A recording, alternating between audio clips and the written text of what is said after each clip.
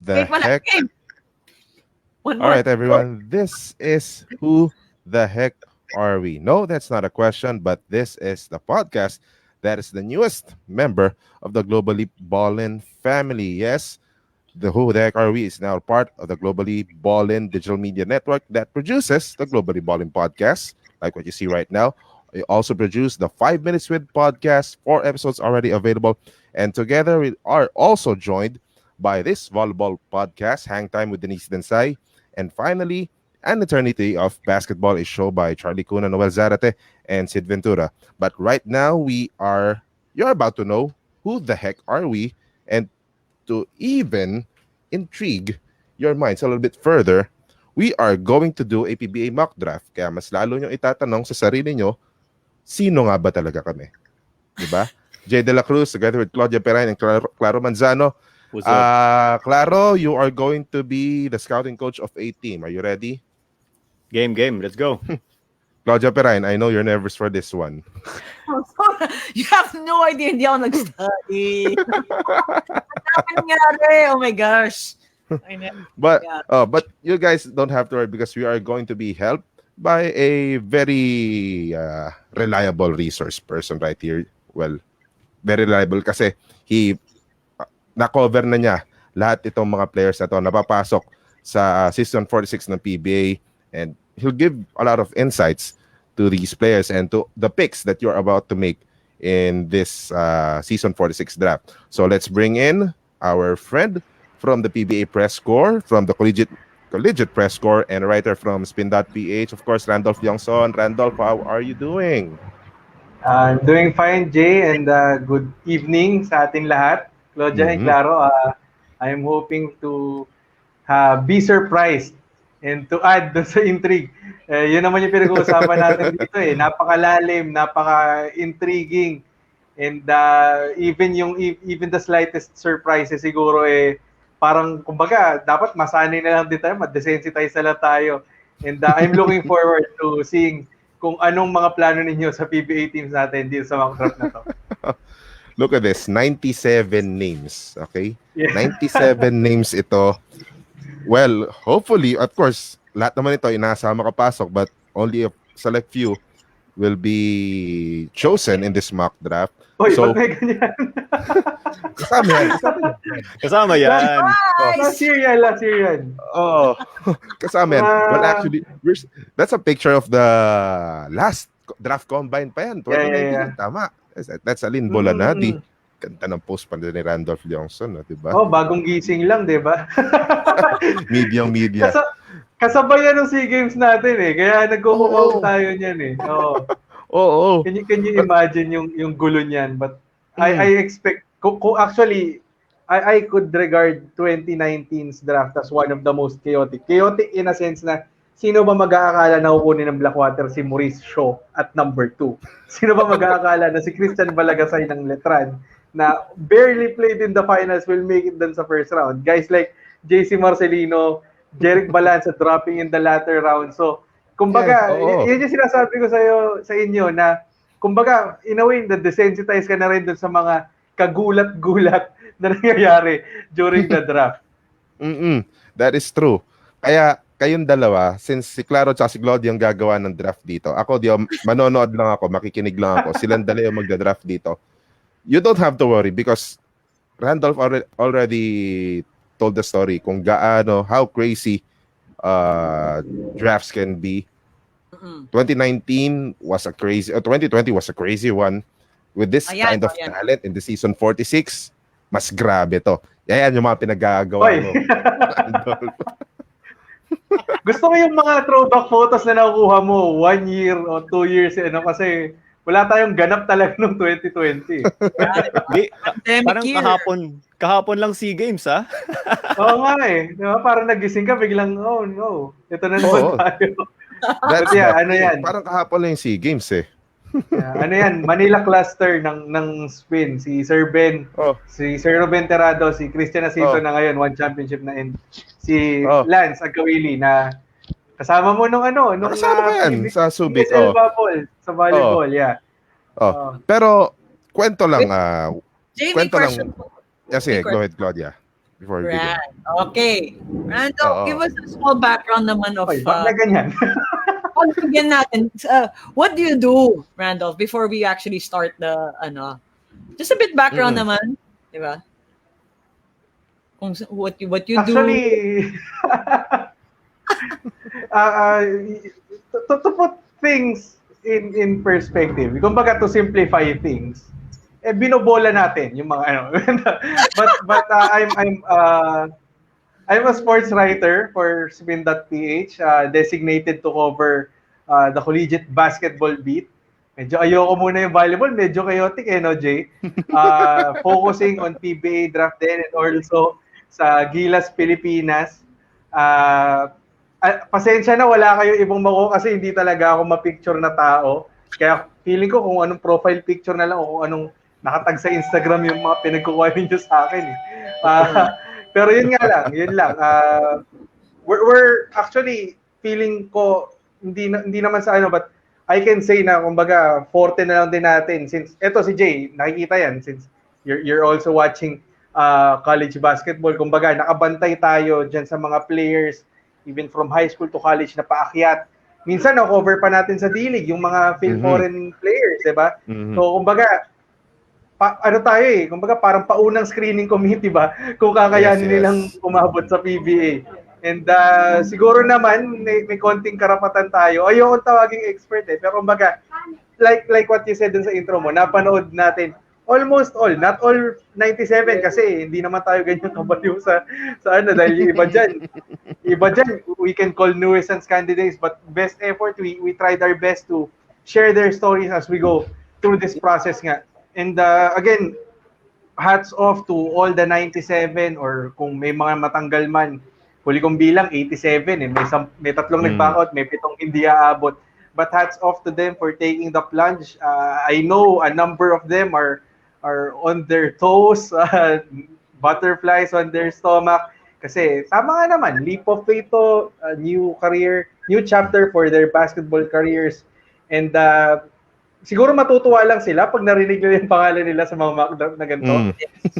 But yung mga hindi maririnig yung pangalan nila, that shouldn't signal for them to stop hoping and stop fighting for their dreams. So yun lang naman yung sinasabi natin dun sa mga nakakausap natin. Tsaka, Randolph, you have to take note, wala tayong draft combine. So, the coaches have a very limited opportunity to see these prospects, di ba?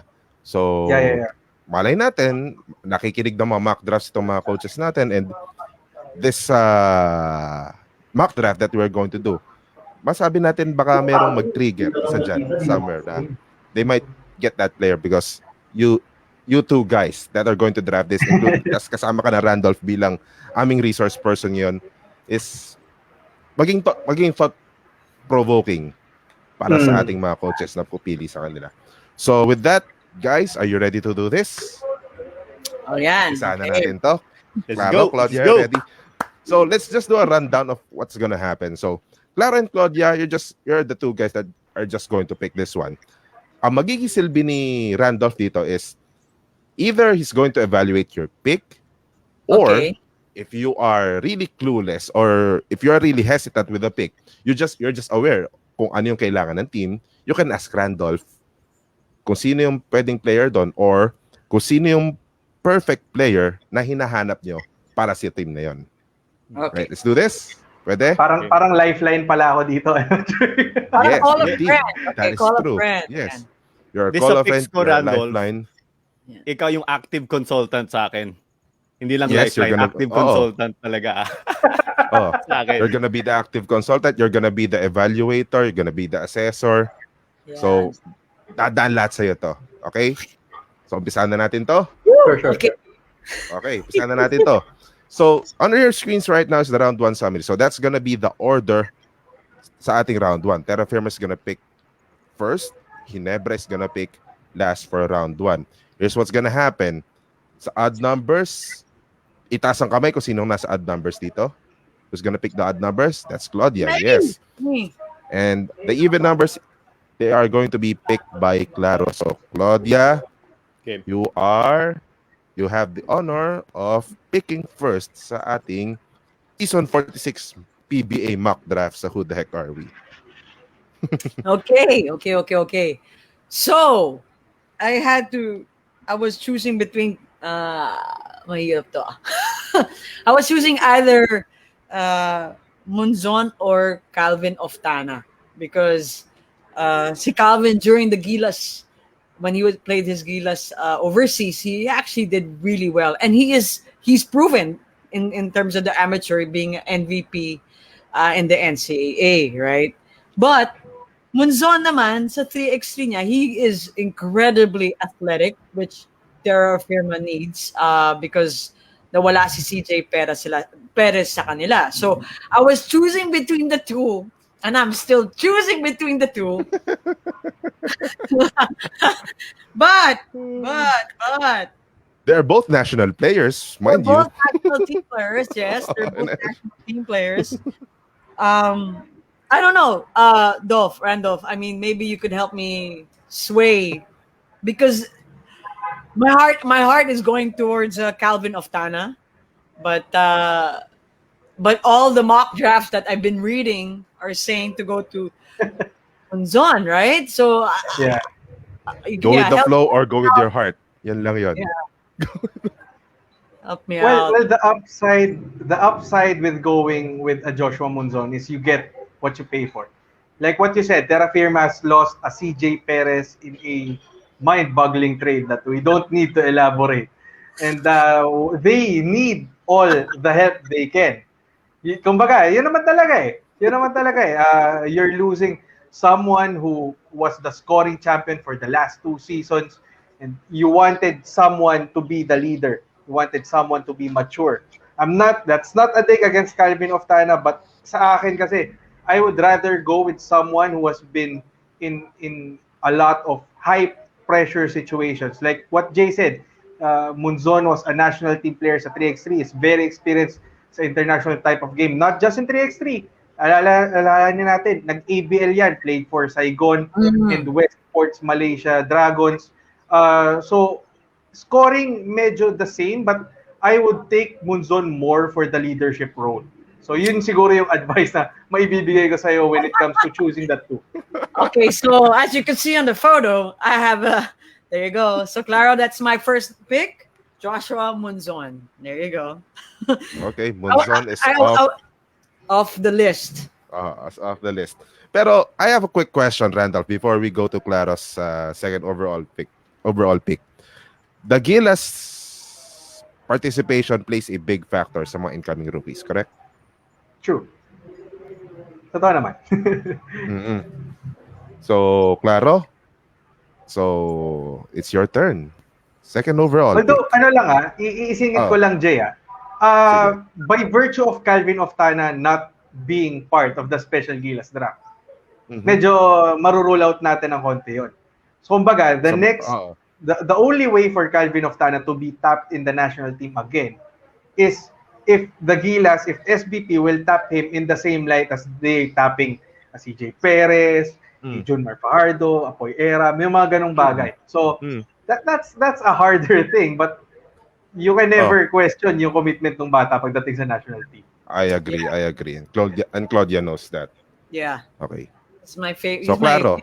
Bato. O yan, sige, Claro. Claro. Okay, game. Gusto ko na mag-trade ka agad. Gusto mo si Munzon? Gusto mo si Munzon? Medyo may ganap ako mag-trade because of fantasy basketball. Pero NBA yun. Anyway, so for second, Northport. As one of the first few picks, kaya Randolph, active consultant, no? Drafting based on talent tayo or based on the team's needs? Siguro based on talent, no? Since you can say somewhat rebuilding, you can say, yung Northport. Yeah. Well, Ako kasi, when it comes... Sige, go ahead. When it comes to drafts, I see to it na at least yung top 5 will be taking the best talent available. Kasi you can round out your needs in your succeeding picks, but you can never pass up on the best talent available eh. Na parang, sige, that may be, di ba, pwedeng magkaroon ng replication, but if he's really that good of a player, kahit na meron siyang katulad na laro dun sa team na yun, he will find a way to thrive. That's true. Okay. Kasi right now, I'm eyeing maybe Malonzo or Oftana as the number 2. Look what you did, Claudia. Look what you did. You made a good case for Calvin Oftana. Yeah. And he suddenly rose up to the ranks. Ayan, Claro Storm. I like it. Ano kaya, Randolph, for you? Niisip ko kasi all signs point to Jamie Malonzo being taken at number 2 ng Northport. Walang question, especially after losing someone like Christian Standardinger dun sa trade nila. We don't know what we're getting from a Greg Slaughter who took a year sabbatical. Again, baka masabihin, hater ako ni Calvin. I've been one of the allies of that guy since Albeda, and I really like his play, but it's gonna be foolish for any team na at this position to pass up on a Jamie Malonzo. And that's not a dig against Terra Firma because they got a solid player in Joshua Munzon. But getting a Malonzo at number 2, hindi siya masamang bagay eh. And kung ako yung Northport, mas magsisisi ako siguro pag nawala yung Jamie Malonzo sa akin, given na I have that chance to get him. Okay.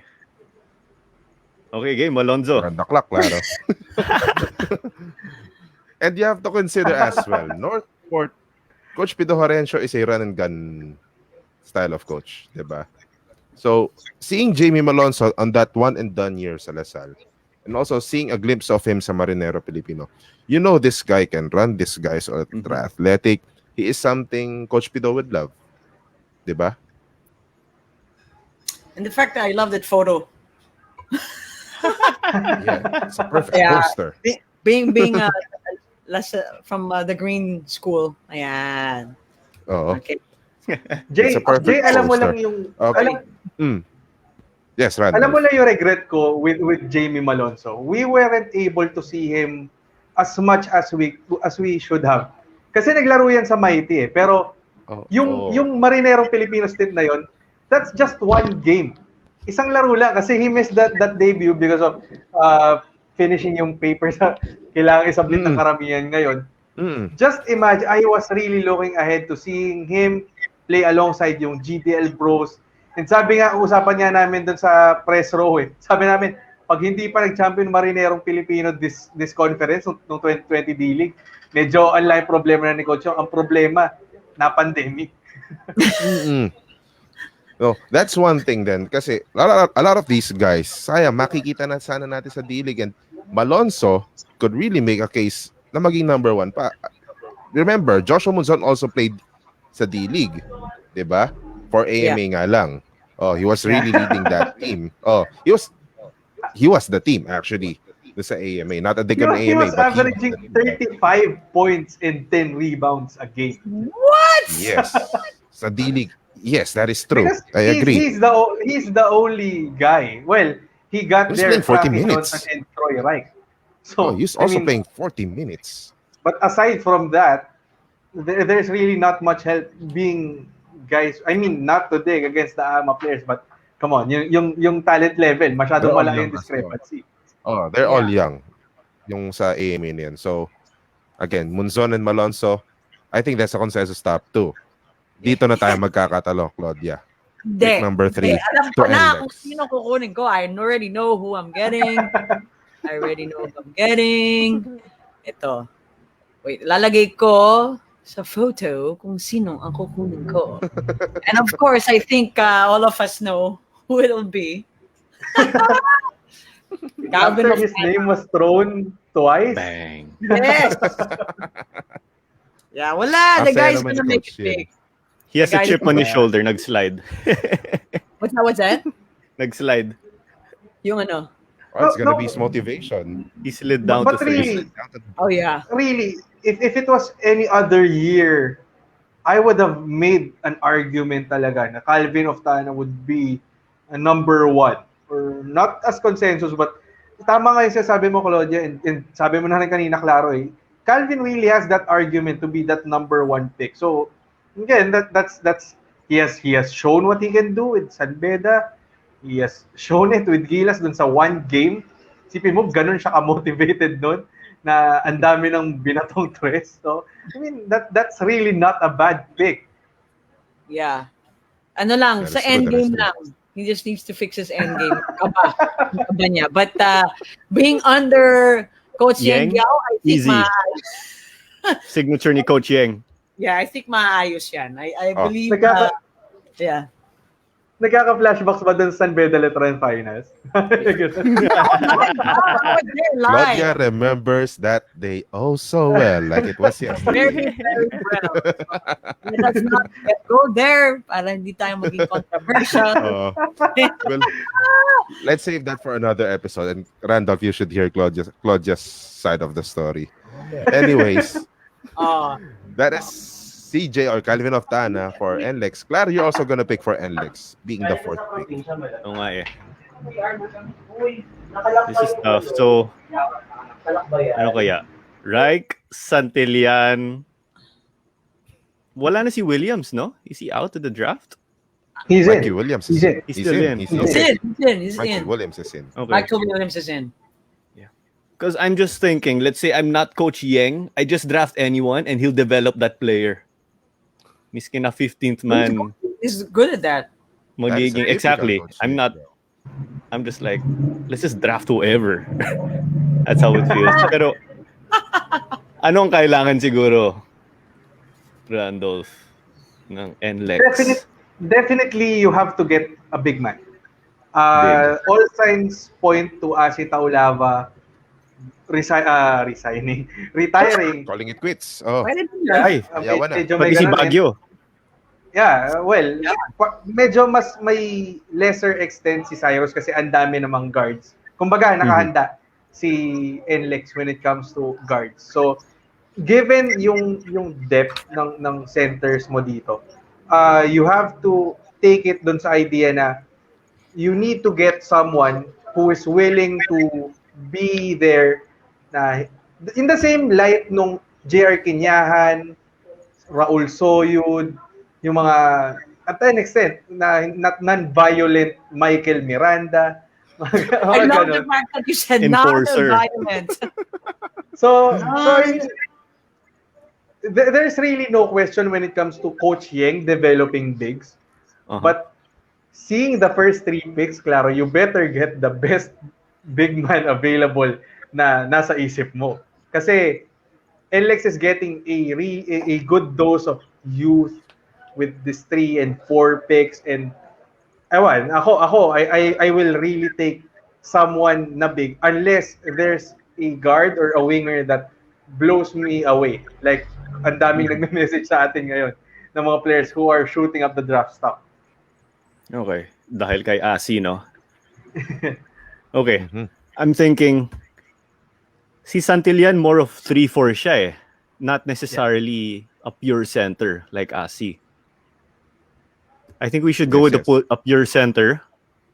Si Reich is more of a 4 and 5.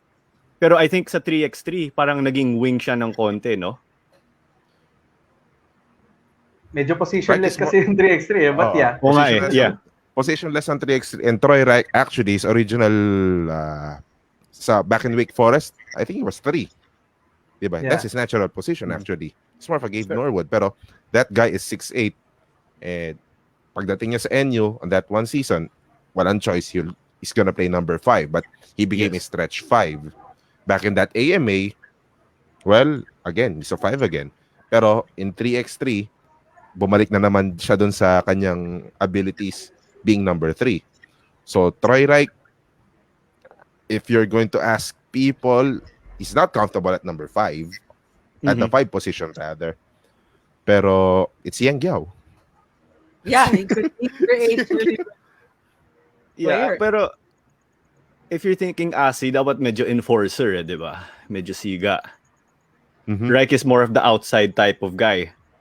I'm not saying that Coach Yang will transform you completely, no? Dapat dito may ticker tayo like 1. Oo nga eh. Yeah. Teams have a clock. Yeah. Well, anyway, I narrowed it down na siguro, no? Muyang Laput. Ano kaya? Flash Well, decision good right now, choice, though. Claro. Good choice. Flash decision. Oscar Muyang na or naman natin. Laput? Your fellow Lasallian or a Letranista?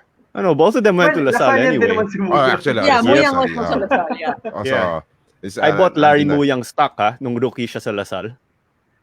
Believe Are you ako doon serious? daw. Dali wala na, ka na. Dali Ano, default na? I'll go with Muyang. Good choice. I'll go with Muyang. He You goes, see how he formed in Letran? Yeah. I'll go with him. Mhm. nice, That's a nice. pretty high spot for Larry Muyang. Did not expect that. Pero the joys of the draft, it's always unexpected, di ba? Claudia, please pick for Rain or Shine. Rain or shine, they need a current, for me, they need a big man and a guard. They have a new coach, by the way.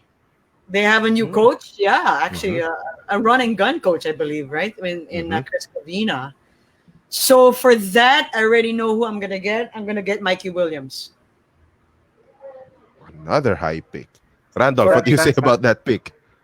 Alam But mo, Jay, yan yung sinasabi ko sa inyo kanina na one of the players who throughout the course ng paghihintay natin kung maayos sila yung papeles has really shot up the ranks. Mikey Williams is a certified baller. Feeling ko only a few remember na he played in the NBA D-League with Canton and another thing that I can't remember right now. But I'm hearing comparisons to a Stanley Pringle. So, rain or shine, getting a Mikey Williams is a win-win situation. One, because they are getting someone who can set up the place for them. Na yan yung medyo naging evidence sa kanila during the PBA bubble eh. Sila Ray ng Batak, hindi naman point guard talaga yan eh. It's not a point guard. Di point guard. Si Rain. And having Mikey Williams for rain or shine adds dun sa versatility nung lineup nila na kumbaga you can trace it back dun sa days nung kahit si Coach Yegi yung may hawak ng team eh, even to the point nung Coach Caloy, and we expect the same grit pagdating din sa time ni Coach Chris Gabina. Yeah, that's right. Mikey Williams, and from all the articles that I've been reading, even like what's his name? Si kapatid of Chris Chu. See, Charles. Yeah. He says, if you miss out on this guy, you cannot miss out on. It's like, okay, sige. So, Mikey Williams, kasi nga, Rain ng Bata is not really a point guard. So, but they have Adrian Wong, diba, who could shoot the lights out, and they just need a point guard. You know, they lost Hanmisi to Alaska, I believe. So I think they need the reliable point guard. So hopefully, I think Mikey Williams is gonna be fun to watch. I hope. Sayang walang PBA combined. We can't really see the talents of these people. But from what I'm reading, it's gonna be Mikey Williams for me on for Rain or Shine. Well, check that on Rain or Shine. Their only natural point guard in that lineup was Chris Rosales, diba? And I mean, Chris Rosales is a good point guard, pero he's not something that can take over a team like, let's say, tipong top of my Chris Banchero, like, diba? Well, Mikey Williams can add some depth to that point guard spot for Rain or Shine. So that's the fifth pick. Claro? Random, may tumatawag ata sa'yo. Baka si agent ni Mikey Williams yun. Thank you so much. Baka si Mikey Williams yung tumatawag sa'yo. So, Claro, pick for Alaska. Okay. So, wala na si Manuel, no? So, no Yes. center. Then Manuel it's is a Abu. forward. Yeah, they It's don't know. It's Abu and Rodney, eh. Don't forget And Ebonia. Woodward. Don't forget Party Ebonia. naman niya. That's an all-rookie team. All-rookie team yun. He Galing din si would play Barkley. the 4. But do they need, kailangan ba nila ng natural center per se? Kasi si Abu is kind of the 4. He'd play out. Then he would drive into the lane. May workhorse, kailangan ba nila ng workhorse? What do you think? Could ask No. Randolph. Workhorse na si Tratter na. Workhorse na yun. Well, Well, sa akin, curious yung naging galaw ng Alaska when they traded Vic Manuel to Phoenix and Exactly. to move up. So I felt they were targeting a certain player, but with the recent developments na yung naririnig nating names that they were targeting, kasama dun sa mga unfortunate na hindi nakapagpasa ng kanilang mga papeles. What you need here siguro is someone who can provide not just sa scoring but the grit that Vic Manuel provided for them. So I'm thinking of someone in the 3 or 4. You also have to consider hindi natin alam yung situation ni Sonny Thos. So they really need to add size. So they need to bulk up, and that's really one of the main concerns for Alaska at this position na pang-anim sila sa first round natin. Okay, so they need like that grit, no? So kailangan pa ng rest back ni Ebonia at saka ni Brondial. Kasi the thing with Alaska is Natratar mo pala. they need to add more, alam mo yun, nawala nung I don't know if you can remember this, Jay. Remember the time that they had Vic Manuel, Calvin Abueva, and Gabby Espinas and Sanitos. Wow. Ganun ka-solid yung front line ng Alaska before. So that's something na kailangan nilang hanapin kasi tinitingnan ko yung guards and swingmen and at an extent wings nila. They're okay eh. Pero kailangan mo nung someone who's willing to go down there, be the scrappy guy. Not really be like Vic Manuel na, I mean, that's a bonus kung makakakuha ka ng Vic Manuel type from this spot. But it's really more of fortifying yung kung ano yung meron ka sa ilalim. Someone who's willing to do the dirty work for your team. Mm-hmm. May pangalan na ako, but I'm hoping you don't Claro. pick him. Yeah, I think I'm gonna pick him anyway. Santillan. Oh, man! Ooh. He's a workhorse. He can bang down low. Very mobile din. Can handle the ball in case. Pero Santi, Tsaka si Leonard sorry Sir Jay. Isa pa Sir Jay, Go ahead, Alaska Claro. Green Archers, tuloy natin yan. Jeron, JV, Abu, Santi. Kunin na nila That's si a very Aljun good- mamaya sa second round. That's a very good point. Pero Foreshadowing. Oo. Pero I don't know if you'd agree, but I see Leonard Santillan, or I usually call him Leonard when I call his games. Pero kung tatawagin ko siya ng personal, ayan si Santi. Sige, tawagin mo. Yeah. Pero Leonard Santillan is, I don't know if you'll agree, but he's a Troy Rosario 2.0. Randolph. Yes, I would gonna say. The thing with Santi is medyo suspect pa yung 3-point shooting eh. So having that comparisons to Troy Rosario, medyo of all. Although alam naman natin dinevelop ni Santi yung perimeter and outside shooting niya. What I really like lang siguro with Santi is I've been writing this for the longest time. You cannot get anyone who's more hardworking than this guy. He knows he's undersized at 6'4", but by God, he's gonna be there crashing the boards. Hindi naman makikipag-away. Mali pala kasi papunta na doon eh. But he's fearless.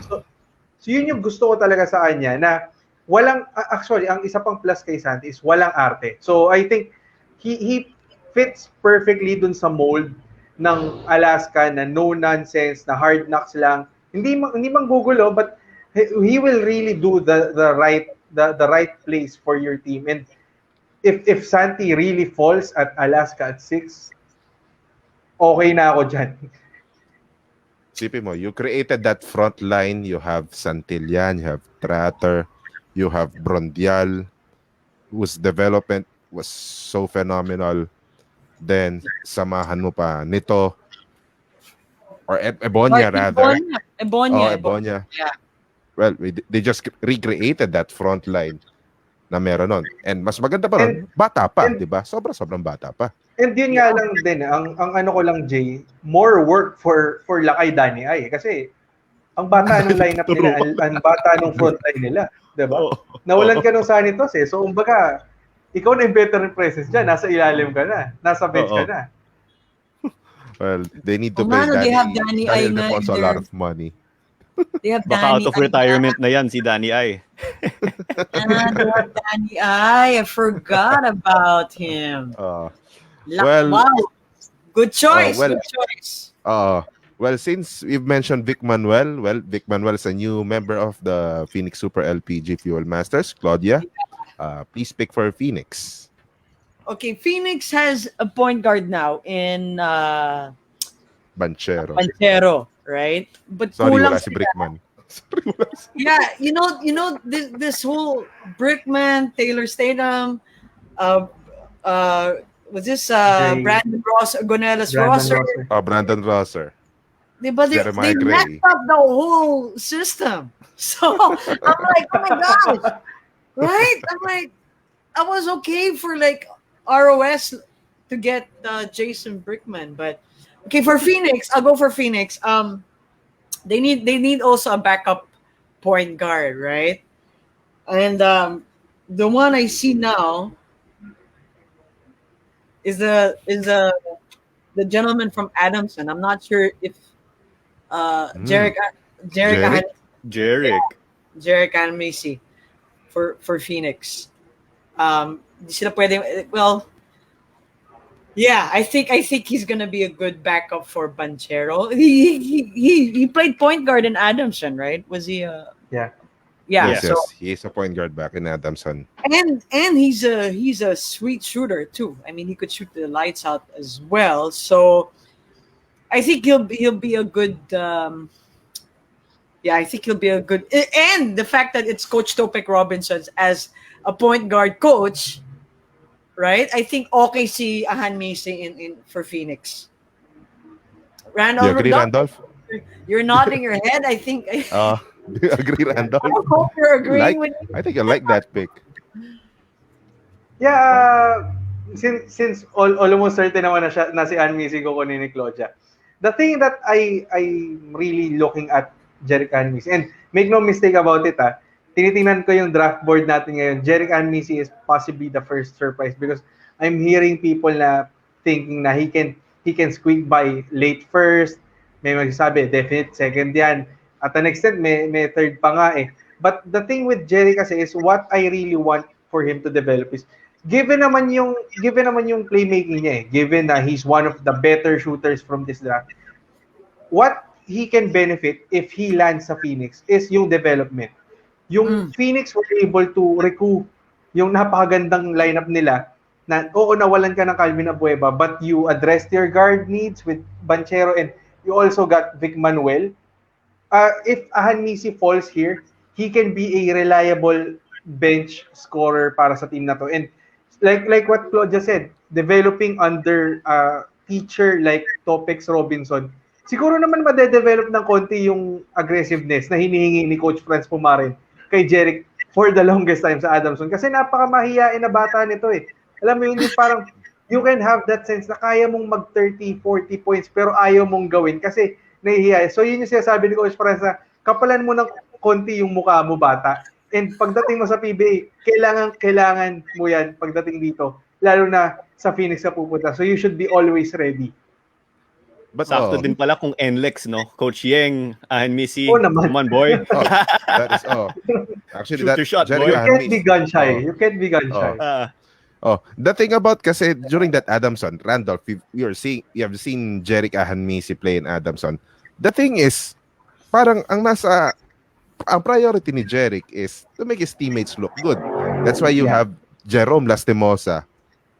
Nagmumukhang all-star si Jerome Lastimosa. You have that big guy from Adamson, si Sean CJ Manganti. Sean Manganti, yeah. katapusan, yes. And even that AJ Boy Mojica, that shooter, di ba? I mean, nobody's guarding that guy, pero when Mojica is on the floor, he's producing for Adamson, di ba? Again, thanks to Jerick Ahan Misi. So, yun yung advantage ni Tsaka Jerick Ahan Misi, di ba? Mas naging evident siya nung season 82 eh. Kasi remember, that was the season na nagkaroon ng one and done si Adamson with Val Chauca na also Balchauca, a shooter. yes. So kumbaga, if I was Jerick Ahan-Misi, ako yung matagal na dito. Dapat ako yung sinusunod mo, ako yung may hawak ng bola, ako titira, ako bahala mag-set ng plays. But no, ang ginawa kasi ni Jerick Ahan-Misi, nag-beg off siya. We applaud the unselfishness of the guy, but you have to know when you are the guy. Diba? He can do more eh. Di ba? He can. So yun lang siguro yung thing. And also, medyo payat kasi si Jeric eh. So, that's something that he has to work on. If he can bulk up in the same mold ng kuya niya na si Maverick, that's a keeper. Yeah. I was thinking Frankie Johnson or Misi, but yeah, so I chose. I know he's pretty high in the rank, but again, the whole fact na si Jonathan Gray nawala, Brickman nawala. Yeah, so there. The reason why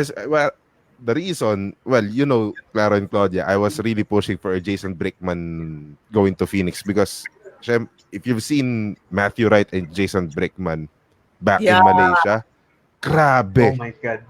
Yeah. Oh. Those two were deadly. Ayun, well. I was really hoping for that. Yeah. I was really hoping for that, Jay. Wala eh. Things happen. Yeah. Well, ganun talaga. We have to wait for another year. They don't recognize Filipino blood. I don't understand. I don't understand anyway. But that's another controversial discussion. Well, we have to keep this draft moving. Terra firma, Claro. Ooh, okay. Terra firma. This is the second. Thinking that, yeah, how you do fantasy basketball. I know, ako rin eh. I'm looking at mine, ano rin eh. Yeah, okay, so they got Munzon already. So siguro defender, no? And parang 3 and D peg. I'm just trying to find out. I think si Johnson kasi is athletic, so maybe he can defend 2.5 steals a game in the D-League. Hindi lang ako sure. Shooter ba siya talaga? Does this guy have a jump shot? Would you guys be able to confirm? Like, I have my eye on him on numbers. Yes, he has those offensive spurts, di ba, Randolph, sa D-League? Si Frankie Johnson. Yeah, walking bucket in the D-League. Yeah. He has that ability. But the thing with Frankie Johnson is you're also getting the same mold of a guy like Joshua Munzon. Maybe a tad lower. So, a ball-dominant guard. He's 6 flat, if I'm not mistaken. So, and the thing kasi siguro, with Terra Firma kasi, you need all the help you can. and siguro, ika-counterpoint ko lang sa'yo, remember, despite Terra Firma losing a CJ Perez, they still have a Roosevelt Adams who's more accustomed to playing the 3. So, take it as you may, pick kung ano yung kailangan mong ayusin. But I think that the pressure points would be taking someone who can be an additional guard or maybe add a size. Kasi ang current big men nila ngayon, Jay, tulungan mo ako dito, ang big men nila ngayon were JP Faundo, si Gabay. JP Faundo, Christian Balagasay, and Joseph Gabay. Christian Balagasay. Aldrich Ramos, wala na sa still kanila, on loan. Yeah. Well, hindi pa makakalaro sa hindi natin alam, but yun nga. So that's something that you have to account for. I think I'd rather go with size rather than scoring right now. Because Joshua can take care of that scoring already. Yep. Baka may agawan pa sila ala Westbrook Harden kung ano. Isa lang ang bola. Nga eh. Need a big. Wala na si Muyang. Oh, you picked Muyang for the other team. Yeah. I'm thinking between is this Adamos or Reich? Whoa. Ben Adamos. Yeah. Ben Adamos going this high is a shocker.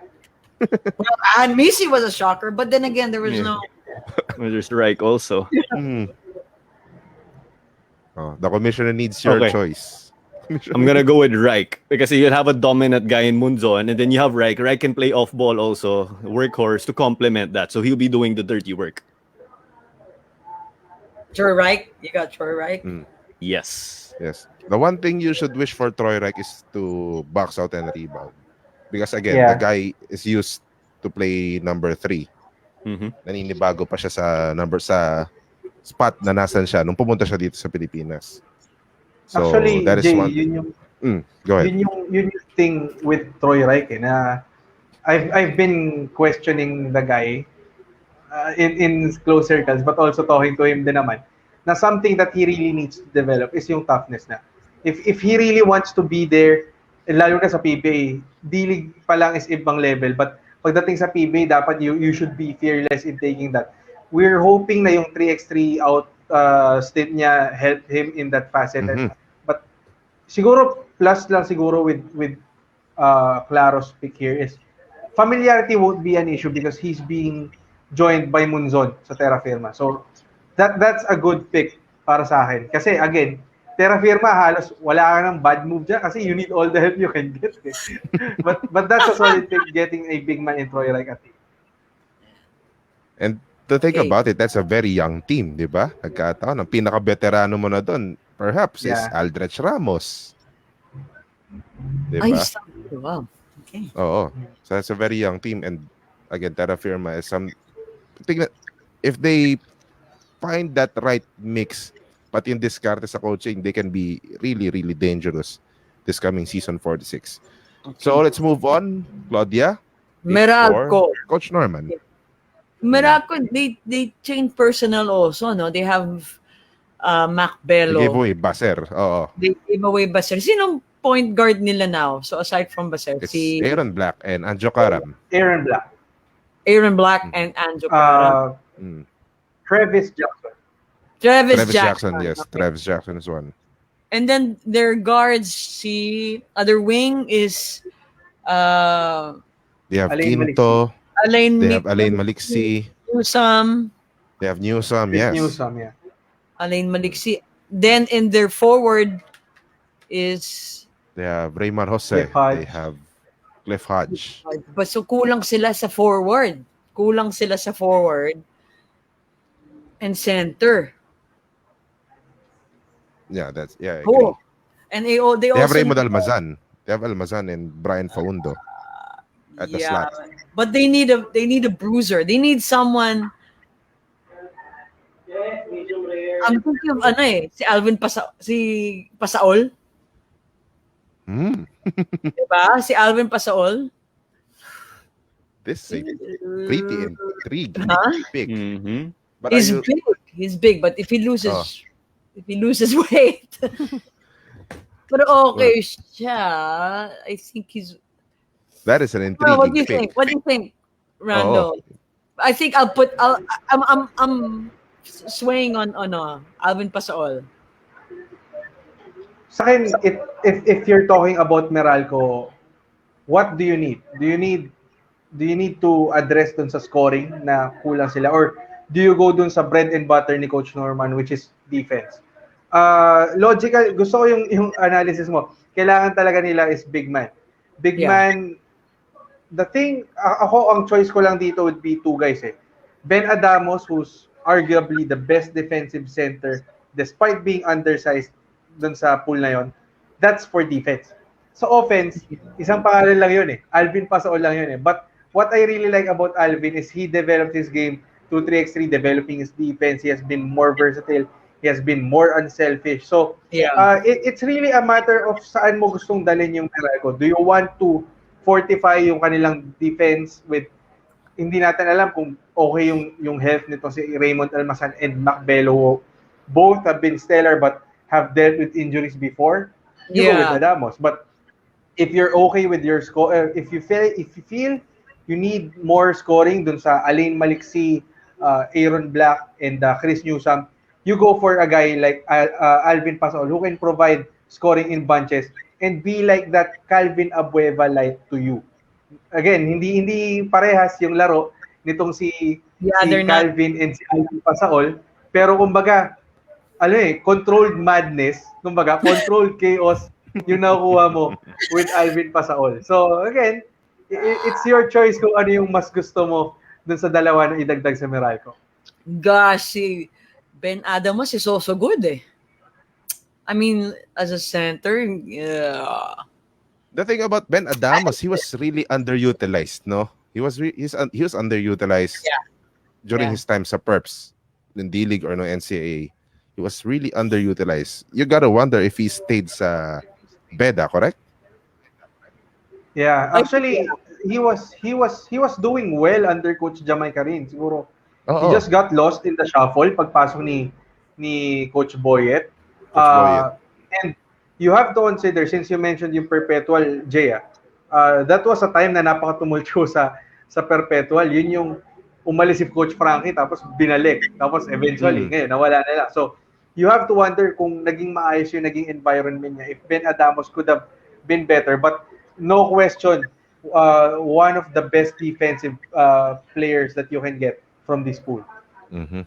Talaga. Oh my Oh. gosh! Now I don't So know who to Claudia, get. hinihingi ni Commissioner ang pick mo. Oh my gosh! I don't know really. I don't know if it's Pasaol or this guy. Now Flip you a could coin. realize that I don't know. you could realize how difficult it is for the coaching staff of all teams to make these picks, diba? I really don't know. And minimum of 5 pa sila on the table eh. Pag nag-uusap-usap sila. Claro, help Yeah, me on this. But yun lang talaga no, nakakapanghinayang kay Ben Adamos. I'll stay with. No, I'll go with Ben Adamos. For defensive wise, go with him. Ben Wow. Adamos, Meralco. Well, yeah. I think that's a very Norman Black pick, but Yeah. Adamos somehow tumaas siya. Dito sa I'm expecting him to go to second round, but here we are Wala. again, a lot of surprises. Wala. Oo. Dami na wala, Jay. Dami na wala. Oo. A lot of Yeah, yung surprises papers. dito. Yeah, all the Oo. papers wala. Like state, if they were okay, I think our draft pick would be good. Yeah, I would. That's how deep this season 46 draft is. Claro, Magnolia. Sino ang pipiliin mo? Okay. I think they need a big. No? They actually why need the would- big for a long, why will you go- yeah. long time. If you go Well, forward, okay. medyo redundant. Kasi nandun na si Calvin. No? But I wanted to go with Ben. Oh. By the time mag-trade, After na. Because I'm thinking now, I'm eyeing James Laput maybe because he'll clog the paint at least. And then he'll take up space, he'll grab you those rebounds, change some shots. Doesn't necessarily have to be blocking. If he can do it, why not? But if he can at least change the shot. he's tall, Si, ano? He's the Laput, tallest. yes. He's He's the really like a tallest. traditional big. Yeah. So that's what Oh. I'm thinking about. There's Pero no si- question that pick. Yeah, Randolph, Randolph. like, okay Randolph, Kailangan ng big, I think there's sabi no niya question kanina. that Yeah. Magnolia might be going for Laput. Mukhang Or consensus, let's no? pull off a Randolph. surprise. No, I'm just kidding. Let's go with something else. No, okay. Anyway, I thought it over a while ago. Laput. Yeah. Randolph, do you agree? I think everyone's consensus na kailangan ng Magnolia malaki. Ako, honestly, I was really surprised with how James Laput has shot up the ranks for the past month or so. But you have to consider he's the tallest prospect there. Yeah. At 6'10", size is hindi mo makuha yan araw-araw. James Laput has dealt with concussion dun sa loan season niya with Lasal. Claro should know. Dun sa 1 and 10 year niya. Wala kaming Meron, marami pang pwedeng i-develop. But if you're a big guy who is developing, I can't find a better place for you to land than Magnolia. Kasi what you have here is a Rafi Rivas na pwede kang turuan.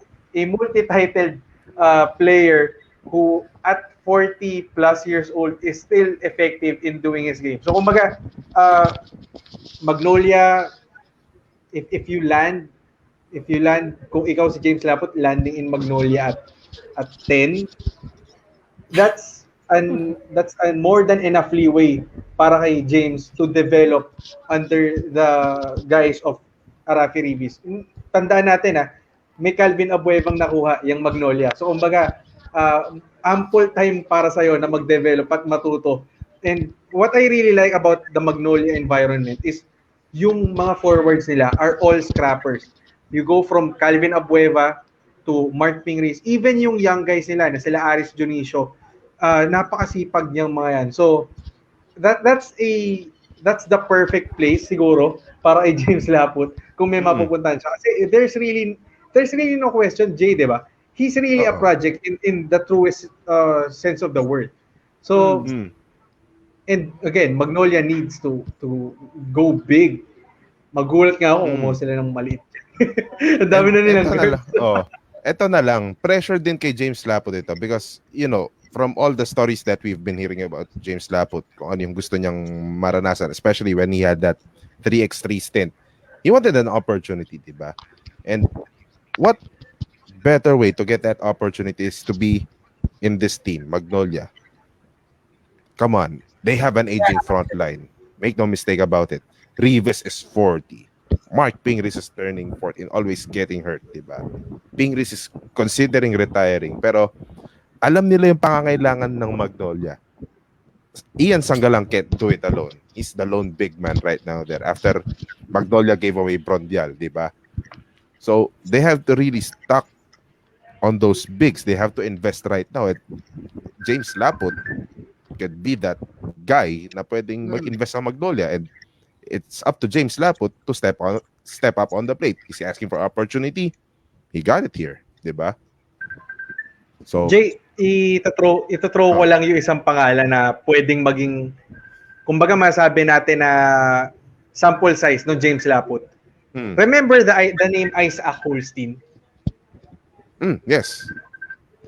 He was Isaac a Holstein. big man nung Grand Slam year ng San Mig Coffee pa noon. Yun pa yung pangalan nila noon. Obviously things didn't pan out for him, but come on, you're still a 2-time, a 3-time champion. So yun na kumbaga yung baseline para dun sa James Laput. All you need to do is to exceed that and be better.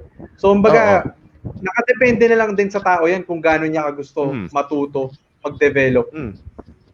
Well, you have to remember Isaac Holstein, na coach pa niya nun si Coach Tim Cole, and you know how Coach Tim loved big man, diba? Oh He gosh, loves- him. Yeah, I remember him. Alright. So Alright. that's again, James Laput. James Laput he has this opportunity. He's been seeking for one. He got it this time. Claro, pick a second player, or rather that Claudia Ako. pick a second player for Northport. Ito, wala. The guy's been going down picks. Late pick na siya. Alvin Pasaol. Northport. Trade natin. Trade tayo. Bumaba si Pasol, pero Lumaba si Pasaol eh. I mean, Wala, if Coach kasi Pito need Harench, Need it. Yeah, Coach imagine Pito that. Harencho, Pito Harencho and Pasaol. Wow, dude. Okay yun. pero you have to check. They also have Jervy Cruz, and very identical din yung laro nitong dalawang to. Although Alvin, he had another dimension in his game thanks to his 3x3 campaign, di ba, Randolph? Yeah. Actually, kung bumagsak si Alvin Pasaol sa'yo at 11, di ba? Parang hindi ka natalo doon eh. Hindi natalo si Pasaol doon kasi we know that he's gonna be a gem wherever he lands. And him going to Northport, it's a familiar place for him because like what you can remember, Jay, si Alvin played for Petron Letran doon sa Coach D-League Bonnie, stint niya. yes. So you have Coach Bonnie Tan who's familiar with him. Medyo may kailangan mong i-develop pagdating sa conditioning, sa fitness, but you get what you pay for din sa Alvin Pasaol. And if you are losing a guy like Christian Standhardinger who was a solid player for you. We're not asking him to be the big man kasi may Greg Slaughter naman dyan. God knows what we will get from him. But if you get Malonzo there, and we're still hoping for the best or na makuha ni Robert Bolick yung laro niya dati. Yun pa. That's a good young crew to have if you are the Batang Pier. Capable mag-semis ulit yung team na yon. Tama. Ayun. So, si Pasaol. So, 11, Claro? So, Pasaol's already drafted. Claro, pick for the defending champions. Gosh, they're so complete that you don't actually need to. Ginebra, Exactly. passes. Bunutan na lang, no? Yung pick ng Ginebra, bunutan na lang, draw lots. Okay, ito. Yun nga, Ginebra, passes. Wala na eh. Just say a number, yun na lang eh, no? Just say a number. Okay. Kung sino yung number na yun, alphabetical order na yun, got a number, you're gonna draft that. No, but maybe what you can do is you just pick the best guy and then you can use him as a trade asset. Or if they want to develop that person. Yeah. Pero you remember what Ginebra did last year? They picked Arvin Tolentino, and knowing Coach Tim and his history of utilizing rookies, medyo shocking na he put Arvin Tolentino on that starting spot no eliminations, and Arvin Tolentino rose up to the occasion, di ba? That's history talking for you right there. And ngayon, i-relate mo dito, Claro, sa season 46 draft. What are you going to do if you're Coach Tim? I'm looking at all the people eh. No, because maybe there's Johnson. Yung concern ko lang, will there be chemistry issues? Because he's a scorer. Pero yung maganda doon, he can play the 1 and the 2. What do you think, Randolph? Ano iniisip ko ngayon yung Ginebra? Kasi you can halos lahat ng position loaded na sila eh. Super. Especially after they can pass. Yeah, no, first round. But I like the idea of getting it as a trade asset kasi yun naman talaga yung likely way. There were a handful of players who were unused na I think will be used as a trade asset para palakasin. And the thing siguro, Jay, na you have to consider is Ginebra is a team who are buyers. And I agree. Buyers in a sense na they really, as much as they are picking good players from the draft and developing it, yung karamihan ng mga nakukuha nila sa draft eh. Siguro exceptional lang doon would be Scotty Thompson eh. And then like what you said, sila Arvin. So ako, if I'm Ginebra at this point, I take someone who can support me dun sa defensive end or be a shooter. Kasi seeing yung field, there are still a few names na pwede mong idagdag dun sa big man mo. I can still name a few, but siguro depende lang sa choice din ni Coach Tim eh. But ako, if I'm gonna throw a name na I think medyo surprising, I think it's gonna be Alex Stockton. Just because of the familiarity ni Coach Olsen Racela sa kanya. So yun yung wild card pick ko for number 12 sa Ginebra. Pero you have to remember, they got Jesper Ayaay. Now, well, Jesper can defend that wing spot. Piggybacking on your thought of Alex Stockton, he can defend that guard position. Kasi, us three guys, we've been talking about Ginebra. Ano ba yung weakness sila? They're the team to beat this coming season 46, di ba? Pero ano ba yung weakness sila? Ano ba yung posibleng makatalo sa kanila? And I've been saying this, that a team that is capable of beating Ginebra is a team that can execute a run and gun so perfectly, di ba? So, ano gagawin ng Ginebra? You get defenders who will defend a fast-breaking team. That's why they got that Christian Standhardinger. They got Jesper Ayaay, and now you have Alex Stockton. O, That's a pretty nice nandiyan pa si idea. Arvin Tolentino sa photo. Di ba si Yeah, Arvin ayan. Tolentino? Exactly. Ayan pa. Arvin Stockton to Tolentino, di ba? Tolentino. Yan, ganyan. Di ba? Oo. Yeah. Go! Pero comment Jay. doon sa trade assets, Ginebra trade. I mean, they already gave away Greg Slaughter, but they still have a ton of trade assets in that team. Yun ang masasabi ko. Ang dami pa pwede Jay, I have a second proposition. Oof. Tell that to Claro. Speaking for Ginebra. If you're Ginebra, na loaded ka naman sa lahat ng position mo, siguro the most glaring weakness mo na lang would be yung padagdagan mo pa ng height. Kumbaga, padagdagan natin problema yung ibang team eh.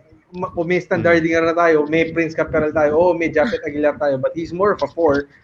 May Raymond Aguilar tayo, God knows kung ano kakapakain gawin nun.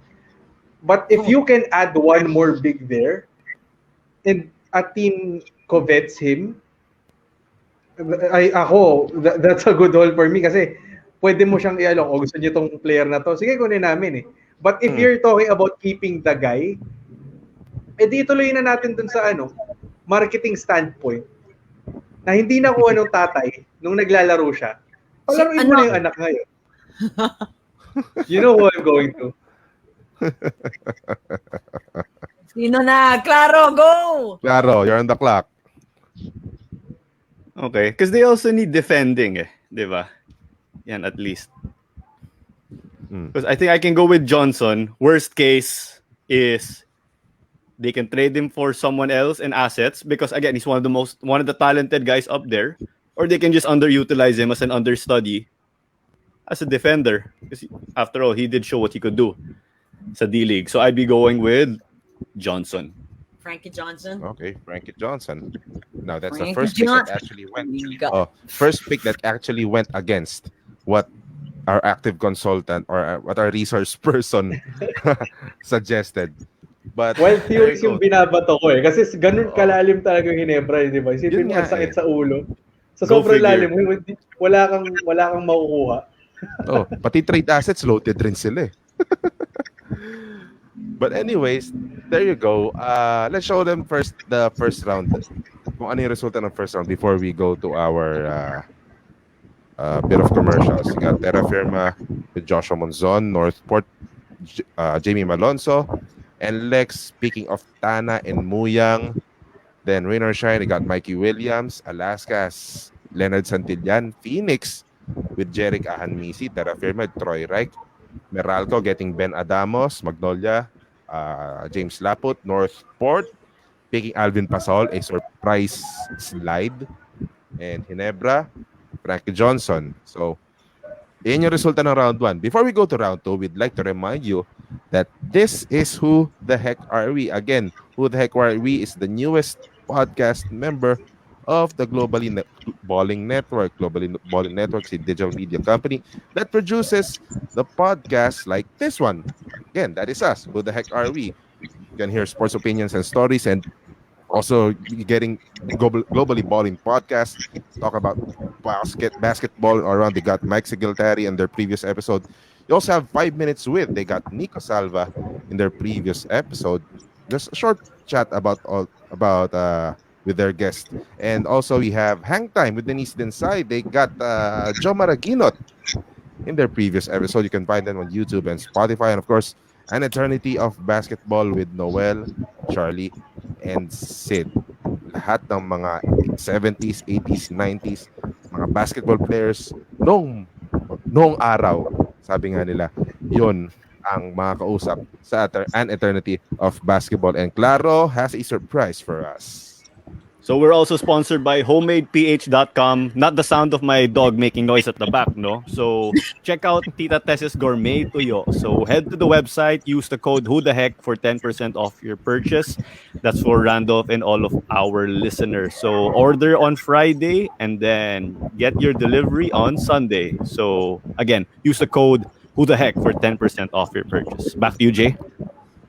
Masarap to, no? Pulutan natin gourmet tuyo. Habang pinag-uusapan natin to, no? Hahaba itong kwentuhan natin dito. Pag meron tayong gourmet tuyo. Again, Who the Heck? 10% discount. Second round ko, nasira. What no to pick anymore. No. Here's the thing, second round. Again, usually, ginagamit itong trade assets ng mga teams. Kaya labo-labo rin ito. A lot of teams are getting multiple picks in the second round. Kaya it's gonna be more difficult for you guys. And after the second round, I have one question for all three of you. Surprising. After the second round? After the second round. Okay, so one last question for all three. So second round, Claudia, you begin with the Batang Pierre. Northport. I had Frankie Johnson as my but this guy here, Claro, took it away. So either Melesio or Alex Stockton. Either of the two. So I do have to call a friend. Or even Joshua Turalba. So my guy Josh. Shout out Josh. Yeah. So I don't know, Randall. Next time. I need your help here. Northport are loaded with guards. Yeah, You're loaded with guards. Or actually, if I'm Northport, I won't get any guards. Kasi You you won't got get any guards. yeah, because loaded sila sa guards eh. Knowing Alam ko yung na. needs nila, you need to get a big man. Because you don't know what you're gonna get from a Greg Slaughter. They won't resign a Kelly Nabong, especially with what happened. Oh, Jervy that's Cruz is now right. fast approaching 40. Sean Anthony is recovering from an injury. So you really need to beef up yung big mans mo, yung mga big men mo. Who are the big men? There's Paras. That's the guy that and Nick Demusis. Is that how I Yeah, say his last the name? It's the Moses. options that you have are Ken Holmqvist of FEU, Okay, yeah, Nick that's right. Demusis, and Andre Paras. Ha. You have tough choice. Tough choice. Actually, si Ken Holmquist was I put him sa my rain or shine pick later or si Nick eh. Nick Andre Demosis Paras. is more of a 3.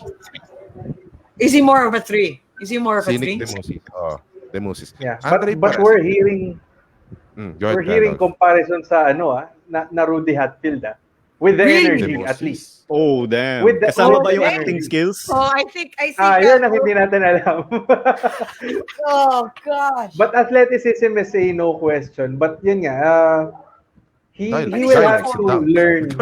He will have to learn to play more dun sa he was accustomed with Whittier College and even dun sa MPBL. So he has to move from 3 to at least a 4, I think.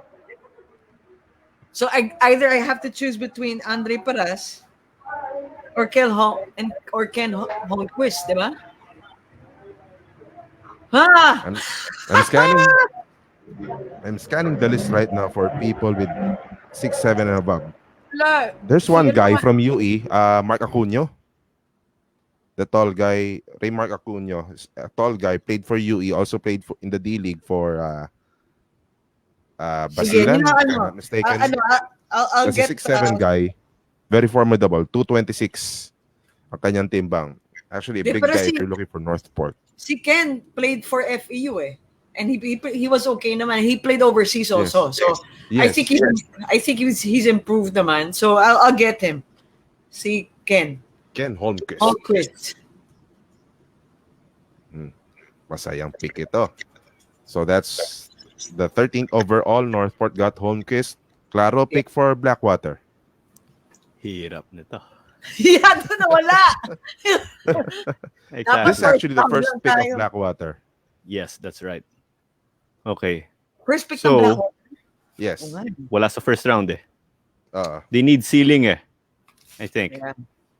you got A lot of big Mauricio. men were chosen early on. A while ago. So, sorry, Claudia, who'd you pick for Northport Ken again? Holmquist. I put it Holmquist. Ken. Yeah, okay. Sige. I'll add his name in a bit. Blackwater din kailangan ng big eh. Oh, there's another guy that stands. Ito, may nakita ko that stands 6'6" above. Raj Elmerab. Know the guy from Lyceum, also played in the D League. It's a 6'8" guy. I'm just throwing out names. Pero Randolph and I know something. Randolph and I know Let's something. rather not talk about it. That we'd not rather talk about here because we're gonna get in trouble. About this guy, about that guy you mentioned. Not about that guy, about majority of these guys right here. Ang Majority. sinasabi ko lang mga 6'5" and above, okay? Okay. So, Paras listed 6'4", pero Yes, he he is. plays like his dad. Baka Pero- maging MVP Cookie. Oh, Wait, I'll get pero- my puppy lang ha. Mag-usap Oh. kayo. Sige. Pero Randolph, 'di ba? Andre Paras, the last time we saw him on D League, he plays like his dad really. Well, not on the offensive end, pero on defense. Yung sipag niya sa rebounding, sa depense, nandun eh. Yeah. He's someone who he won't do things na hindi niya dapat gawin. He's a smart guy more than people think he is. Kasi you may throw the celebrity tropes there, but that's someone who really surprised me doon sa D-League because sabi ko, celebrity to bakit ganito maglaro na he's not hesitating when it comes to boxing out people. Scrappy. Oh. Sobrang scrappy, sobrang sipag niyang player. And he's not gonna be as talented as Kobe. That's a given. Di ba? Athleticism pa lang eh. But that's a smart, big, an undersized big. And we have to consider, sabi mo nga, Jay, 6'4 si Andre, di ba? Mm. Benji was also 6'4. Oo. Benji Paras, just 6'4", Even though 6'4", he's big, di ba? Surprising na tinatawag natin siyang Tower of Power, but kung tutuusin, kung ilagay mo siya sa PBA ngayon, he has to play a 3 or maybe a 4, but he's gonna be undersized at 4. So, Yeah, medyo defense-wise, he mimics yung sa dad niya. But ako, gusto ko lang talaga doon kay Andre would be yung intellect niya, knowing yung limitations niya. And kasi ang daming ganyang player na kaya ko pang umiscore, kaya pang ganyan. Ito, he really doubles down doon sa strengths niya. Mm-hmm. And people will say, actually, ang dami ko kaibigan na sabi, bakit sobrang bot mo? It's not just because of the marketing plus na maibibigay ng tao sa'yo because he's a celebrity. But that's a reliable guy who can really be a project for anyone and can really be a reliable defender kung bibigyan mo pagkakataon. I think you can doesn't necessarily have to be a center miski na pwede mag power forward kasi minsan last bubble kulang sila dun. I think having to play more wings as the 4. So and Macbello is gone, by the way. Yeah. Oh, that's right. That's the toughest part. GG. Okay, so Paras it is. Andre Paras. Got it. Good choice. Kasi if we were not gonna get him, I was gonna get him on the same team. Blackwater din. Blackwater din naman. Still the same. Blackwater. Yeah. So, okay. So, Claudia, pick the second player for Blackwater. Same height din sila no? Ng Nick DeMusis. Halos DeMusis is a couple of inches taller. 6'4". Yeah. Oh, yeah. 6'4", yes. Then 6'4" si Andre Paras, di ba? Mm-hmm. Yun, I'll get him.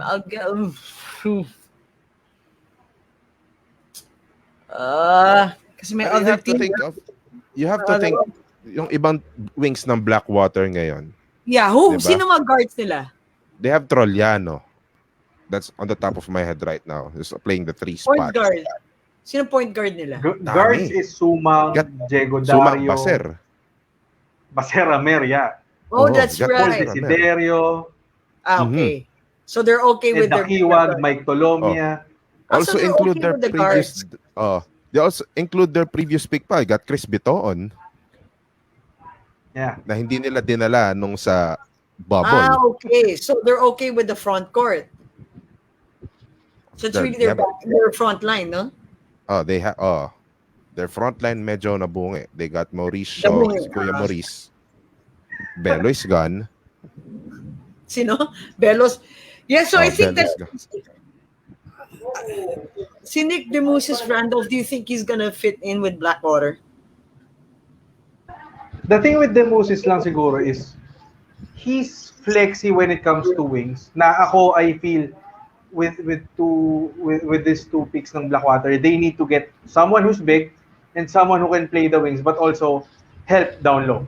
So given yung circumstances na sinabi ni Jay kanina na he felt na seeing DeMusis he's more comfy when it comes to playing at least 3. Siguro okay na rin sa akin. And Blackwater yan eh. If there's a team who's willing to gamble, it's the team who gambled on Mauricio. What more can you lose? That's a good one. So, sige, so I'll put him. Claro. May message ka ni Coach Nash Randolph. Sorry, Claudia, who's that pick? Yeah. Message ka ni Sino? Ni Coach Nash. Nick DeMusis. Okay. So, Claro, already your pick for Alaska. Then, we've been mentioning about Nick DeMusis a lot here. Pero we're forgetting one big thing about Alaska. One big signing of their team. And that is Gab Banal. Nakakalimutan natin. Yes, from MP. Yes. So, Claro, with that information, who are you going to pick for Alaska? Okay. Good. good move ang Alaska dun eh. Kasi first, you have these ball-dominant guys. First, you'll have a playmaker in Casio, and then you'll have Jeron. First is, before you make a pick, will the MPBL Gab Banal show up for PBA, or will he know his role? Yan is ang concern. So, who's the guy that you pick up in this situation? No? Because they dropped guys like Abel, Gallegues to make way for this loaded draft. I think they're confident and happy with their positions. They gave away Ayay. They don't have They gave away Gallegues Ayay. anymore. They gave away Vic Manuel. I think Gab Banal's gonna start alongside with Jeron Teng. Jeron Teng's gonna slide down at 2. Diba? Vice versa. It can work that way. Yeah. So given that, what hole do you really have to fill in? Because nandun pa naman si Abu. Si Ebonyo pa ba? Alaska? Am I correct? Yeah. Yes, he- Ebonyo, yeah. He's part of that. Yeah. He's part of that front line. Lakas So nila. good. I have a suggestion for you. Sinabi mo na to kanina eh. You want to continue that Alaska Green Archers legacy. Oh, I just want to do it. Joshua Toralba. just Pero because masyadong you halata do if it. I do it. I can just do it if I want, but I might screw up this draft. May asterisk tong mock draft. Gusto okay lang No, sa inyo, ah. don't. Try it because that was What? gonna be because I'm picking 9 for Alaska. I was gonna put Toralba. That was in my list. I will pick I'm already Toralba putting- for you ahead if you want. Oh, okay, go ahead. Ganito guys, ha. Si Josh yung guest 2 weeks from now. So if we don't draft him, he's not coming. Yeah. So, you better get him. So there. Okay, hold on. Because you also have, if ever for guards, may Asistio and I think may Stockton pa tayo. May Aljon may Melesio RK ka pa. Ilagan pang available, may Aljon Oh, Melesio may pang May available. Aljon Melesio ka pa. Yeah. Ayun nga eh. Dami So, pa. may stopper na ba yung Alaska? Because if you're desperate for a stopper, you can make They Jeron got do it. Maverick Pero had mapapagod ka. Macy. But Jeron is being converted more to be that guy. Especially after losing Vic Manuel. You expect him to get more load sa offense and be really the go-to guy like what we envisioned him to be. Mhm. So yun lang siguro na parang you can't pigeonhole him to be the defender para sa Alaska just given na ang daming expected niya kailangan gawin ngayon. Yes, ma-overwork siya eh. That's true. That's true. And the thing So, with Alaska is sobrang loaded nila when it comes to scoring because you still have their Robbie Herndon, you still got their Mike Di Gregorio. That is true. Okay. Pick. Sige. For Alaska, given they're loaded with scoring, kailangan ng defender of some sorts. Pero baka undersized. But in speaking of job description, pwede siya eh. I'll go with Stockton. Stockton. Kunin mo si Malone mamaya. Yeah, Toralba I'll has get to it. wait. I'll get it. Get Josh, or Josh is Toralba not has to showing up. wait. They got Alex You Stockton keep from stealing my FGU. draft picks, you know? Honestly. I'm ahead. Why not, right? Because I was gonna Patron get naman yata eh. Titan Huh? din yata si Alex Stockton if I'm not mistaken eh. Sorry? I'm not sure. Get Stockton for rain or shine. Sorry, Randolph. Ano yun?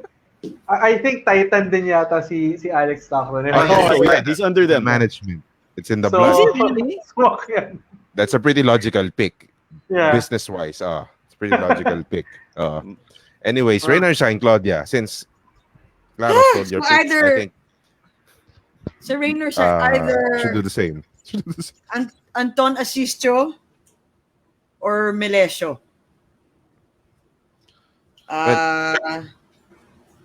We're forgetting Anton Asistio is already in the second Yeah. round, diba? Mhm. Yeah, so I'm thinking either Anton Asistio. Pero heavy na sila sa guards, no? Kasi who did I pick sa round 1 ng... You They got, got Mikey Mikey Williams. Williams. Williams. Oh, yeah. So, Mikey parang, Williams. Pero Anton Asistio is a bigger... He can play two. you could play Kasi two, mas matangkad yeah. si Anton. Mas matakat si Anton, yeah. Mas matakat ba si Anton? He's like 5'9", I think. No, 5'10". Anton's Asistio? Anton's 5'10", yeah. 5'10 Yeah, si exactly. Anton, 5'6" Melesio, I think is 5'9" yata is listed. si 5'8", Aljun. 5'7", 5'8", 5'8", 5, yeah, 5'8". 5'8" si Aljun Melesio. But Okay, Rain or Shine is loaded with guards. but Rain or Shine is loaded with guards. They need a big. Loaded with guards in a sense na they got scoring guards, not necessarily point guards, Point guard. which was Yes, So one of yeah, but playmakers. Anton, their so, immediate yeah. need. So Anton Asisio could be a good one for point guard. Kasi, si ba, point guard sabi Chris Rosales, di ba? Pero was Chris he? Wala na Rosales, si the Chris point guard. Rosales, yeah. Yeah, Wala na si Chris, he yes. He was signed. released. He was Yes, released. Yeah, so released yeah, Chris Rosales. I'll get Anton Asisio for Anton Rain. Asisio for Okay. Rain or I Shine. agree with that. I will say, they tried putting Asistio at point guard in Ateneo, and it didn't work. So Tab put him back to shooting guard. I think they tried to prepare him for pros. But heck, it's Yang Yao. He'll straighten him out. Rain or Shine? No, It's it's Rain or ano. Shine. No, that's Chris Ay, Gavino Chris already. Gavina. Chris Oh, Gavina. come on. Mamaya pa and Lex. I'm sorry. I'm so excited with Yang. I think of coaching two teams pa rin eh. Either Like way, you're Tinto gonna and still Alaska. Either Damn way, you're it. gonna still pick for him later at number 8. But right now, Claro, you need to pick for Coach Topex at number 6. Excited. Wow, hirap na. Nawawala na lahat ng... Still a lot of Coach Topex. formidable names. Yeah. RK Ilagan, wala pa. Wale. Yep. Marami pa tayong mga... Well, I'm actually seeing a lot of names here. Pero for the general public or for general basketball fans, medyo hindi na mga household names. But for Randolph and I, who covers the D-League a lot, so familiar names here. You got Richard Ano pa yung Albo. mga ano? You got Patrick Aquino, the CEU Alam ko guy. na. Next Yeah, one. not the NU coach. Oh, not the new coach. You got Kim Oh Bai man, Queen. nakita ko yung list. You got Jun Bonsubre. It's these guys. Diba? But, I mean, your Coach Topex, sugo ka ni Coach Topex ngayon, Claro. Sugo ka ni Pwede rin Medyo mag-pass. Phoenix Passers. No, medyo big eh. Because... I can make a proposition sa Phoenix at 6. Sige boss, game. Topex Robinson was the former head coach of a collegiate team, Lyceum. Lyceum. Mhm. So, I won't be surprised if he gets a Lyceum player who is very familiar with, who can help him dun sa needs ng team niya, which I feel will be yung guards. And what I'm thinking of is a big guard na he fondly calls Speedy Bagal. The name is Raymar Caduya. Mm. Speedy Bagal? Yeah. Para siyang si slow-mo sa NBA, si what's the name? Nick Anderson. Mm. Deceiving yung Oo. yung size. Kontra Ang Puelo. bagal talaga ng laro. Oh. if No, that- players are accelerating, Oo. he's decelerating. Na parang, how? No, the thing about... Oh, Gets. the thing May about control. Kadoys, Ganda ng control. the thing about Kadoys, they call him Kadoys. Kasi, that guy picks his spots. Diba? Pero he's a good point guard actually, and he defends well. Pero pagdating sa opensa, you can't see him attack because Yeah. exactly ganun yung description ni Randolph. When everyone's going fast, he's going parang when you look at the video na parang bawasan mo yung bilis ng ng 1 time or 2 time yung bilis. Pero for whatever reason, he always manages to get away. Nakakalusot siya. Kontra-tempo eh. Oo, kontra-tempo siya. Oh. So No, that's a good suggestion actually. Got Raymar Cadoy. Actually for Raymar Cadoy, I don't expect him to be at the second round, pero True. with what happened Yeah. to these recent developments, nangyayari talaga yan. Okay. So, klaro, tinatawag ka rin ni Commissioner.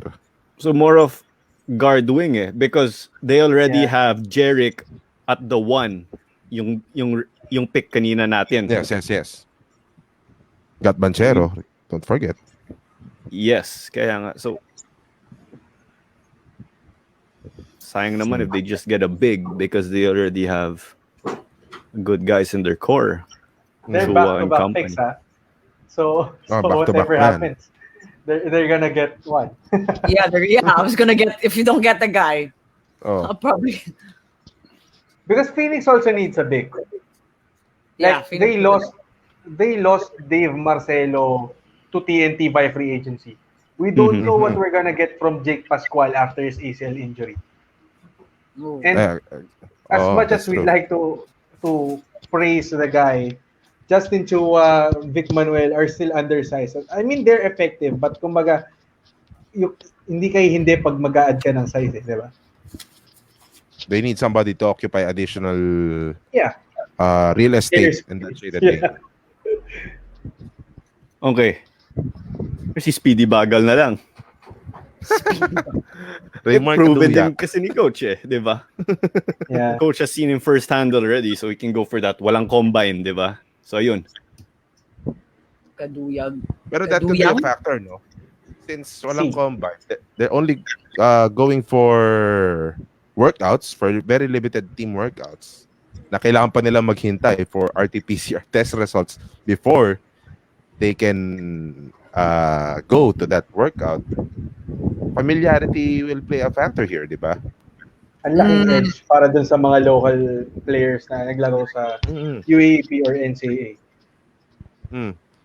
If anything, I can see right now, nakita ko si Nick Demusis rather, Chris Gavina. Pag nakita siya ni Chris Gavina na available sa second round, he might get it because Chris Yeah. Gavina, Nick Demusis played for Chris Gavina sa In MPPL. NBPL. Yeah. Oo. So anyways, Claudia, pick another player for Phoenix. Oh, I'm looking at the I'm looking at si Jordan hindi pwede, no? Yeah, that's part of the Gilas draft. part Yeah. of the Jordan Gilas. Heading is part of the Gilas. Uh, By the way, part of the Gilas is Will Navarro, Jordan Heading, you got JD JD Tongkab, and then Tongkab. Chadi Rangel, CEUNU. Pero Okay, there's another name na hindi pa natin nababanggit dito. Well, you mentioned RK Ilagan. yeah. Jun Manso. But he's small, di ba? Jun Manso's tiny. Yes, he's a guard. Oh. Yeah. There's another About guy.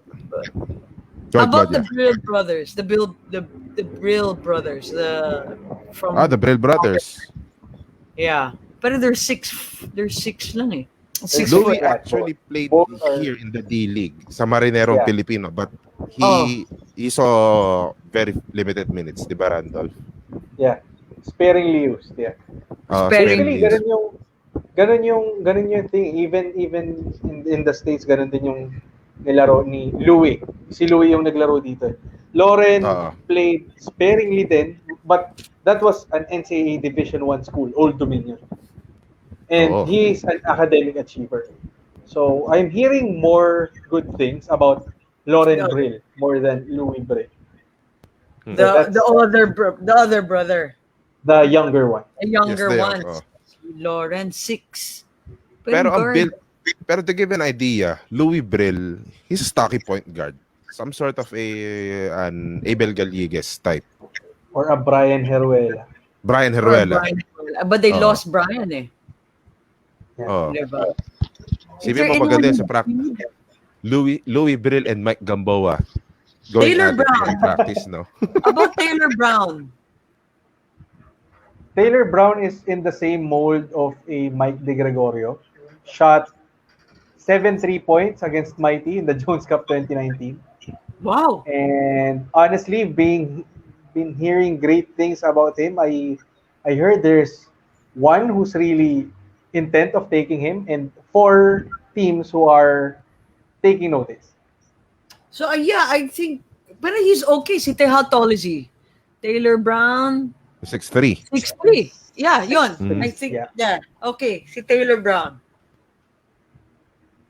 You'll get Nasira Taylor talaga nasira this draft because of the DOJ. Yan ang pinagalitan DOJ. Ingat, ah. Magagawa doon. Ingat. But it's Taylor Brown for Phoenix. Yeah.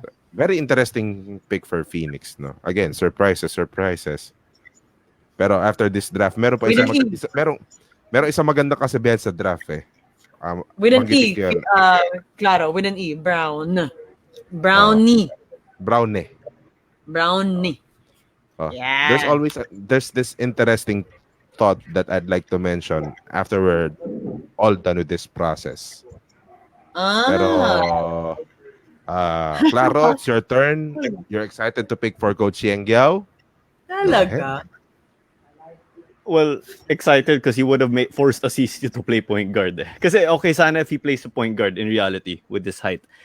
But rain or shine, we in our mock draft here, I think my guard na tayo. My point, I think, in Williams. Am I correct? Yeah, Mikey Williams for Rain or Shine. Yeah. You're picking for NLEX, ha? Okay. Sorry, duling na ako. There's NLEX here. Okay, Ito yung we got Ateneo. Yeah, San Beda Letran picks. We got Oftana and Oftana. Muyang, yeah. Yes, we got Oftana and Muyang for NLEX. Oo. So, anong kailangan ng Don't NLEX? forget, NLEX still has AC Soberano. Na hindi They nakapag-graduate sa renewed bubble. Kyle Slough.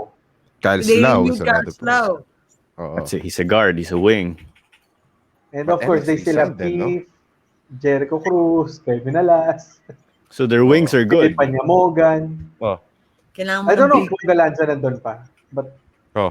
Pero here's an interesting take about NLEX because siyempre nakakausap yung mga kapwa coaches sa bubble, but there's a coach that suggested that NLEX to be a great team, to be a powerful team.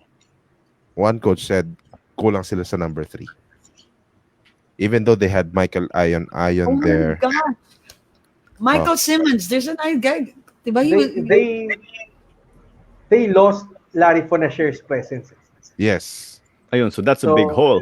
That's a big Yeah. factor dun sa success ng NLEX dun sa bubble na nawala talaga sa kanila. So ayun, klaro. They need a 3. They need a 3. Oh. Man, we're out of guys. No, we're not. Ang dami niyan. No, because I'm pushing it if you put Toralba at 3 because he's really a 1-2. Preference niya talaga sa point guard growing up in the States. What about this Mark Olayon? Isa masipag na player from UE. Actually, he's one of the draft sleepers in a sense na he was tearing it up in the MPBL. He was playing exceptionally well for QC. He could be an NLEX player under Yang Yao. Yeah, scrappy and people might forget because of the Alvin Pasaol's 49-point game, but he's the second best scorer of that UET. Michael Olayon, yeah. Mark Olayon. Got the 6'3", 6'4" guys here. He's on 6'4". the list. Oh, he's Olayon, 6'4". 6'4". Excuse me. Meron pa dito sa front page, got Abu Dajilul. Or si You know Jerry that guy, Pindoy. Randolph. Guard Jerry- siya eh. 1. Oo. Jerry Ping, stocky point guard. Got that one. Jose Presbitero. Oh. Yun. But anyways, Oh, Claro, no. you're on the clock. Yung si Reverente. Yan, meron Don pa. Reverente is another Reverente. guy. Yes, Don Walang- Reverente is another guy. Yun. So, Actually- Claro, you're on the clock. Reverente or is that Olayon? Yeah. Olayon, yeah. Mark Olayon. Okay, let's pick between those two guys. The 3. Those are MPBL guys. Maybe more of the guy who can knock down those shots, no? Because I think they have the guys who can at least drive and kick. In NLEX, no? May Melesio Sino ka mas pa. May Karakot No, ka but- pa. Yeah, but it's they're 1 and 2s. So I think Yeah, the that's 3 true. might be. It will be better to go for ano. Who has the better shot? The Reverente or Olayon. Olayon, no? Yeah. Sige, Olayon. Influenced by Claudia na yun. Alaska. Joshua Toralba. yan ha. That was fast. The Kasi di ba, fastest pick. Oo. nag-uusap kami kanina. Ani preset na. No, the thing is hindi mo pinag-prepare si Claro na siya ang kukuha para sa Rain or Shine next. Walang leeway. Walang leeway. There's no Although- gap. Although, going back dun sa Toralba pick, Jay, I believe na Toralba is among the top 5 best shooters from this list. And that's, may dalawa pa player na hindi napipick dun sa top 5 shooters ko eh. So, ako, I really liked what he did dun sa MPBL. I assess it more dun sa naging performance niya for Makati Super Crunch dun sa MPBL because he found a way to thrive in a team that had Jong Baloria, Joseph Sedurifa, and Cedric Ablasa. Oo. So, ako, dinidisregard ko na kung ano yung nagawa niya with EAC and Lasal before. And we hope na mas nag-improve siya because of that stint in the US. But he really improved based dun sa nakita ko sa MPBL. That guy is very underrated, no? True. Very underrated si Joshua Toralba. Yeah, you could see he was more aggressive from the get-go in MP. Wasn't afraid to take those shots and everything. And the thing is, he's very low-key that entire game. Pero come crunch time, di ba? When the big shots, kung kailangan ng big shots, he's gonna step up. He's not afraid. So, I think that would be a very good pick kung available pa si Joshua Toralba pagdating sa latter part. So, yan yung pick ni Claudia. So, Claro, kahit ano pa sabihin mo, you pick for number 10. Number 10, Rain or Shine. How tall is Reverente? 6 foot, if I'm not mistaken. Okay. Okay. Ubos yung mga big man natin, no? That we have initially. Yeah.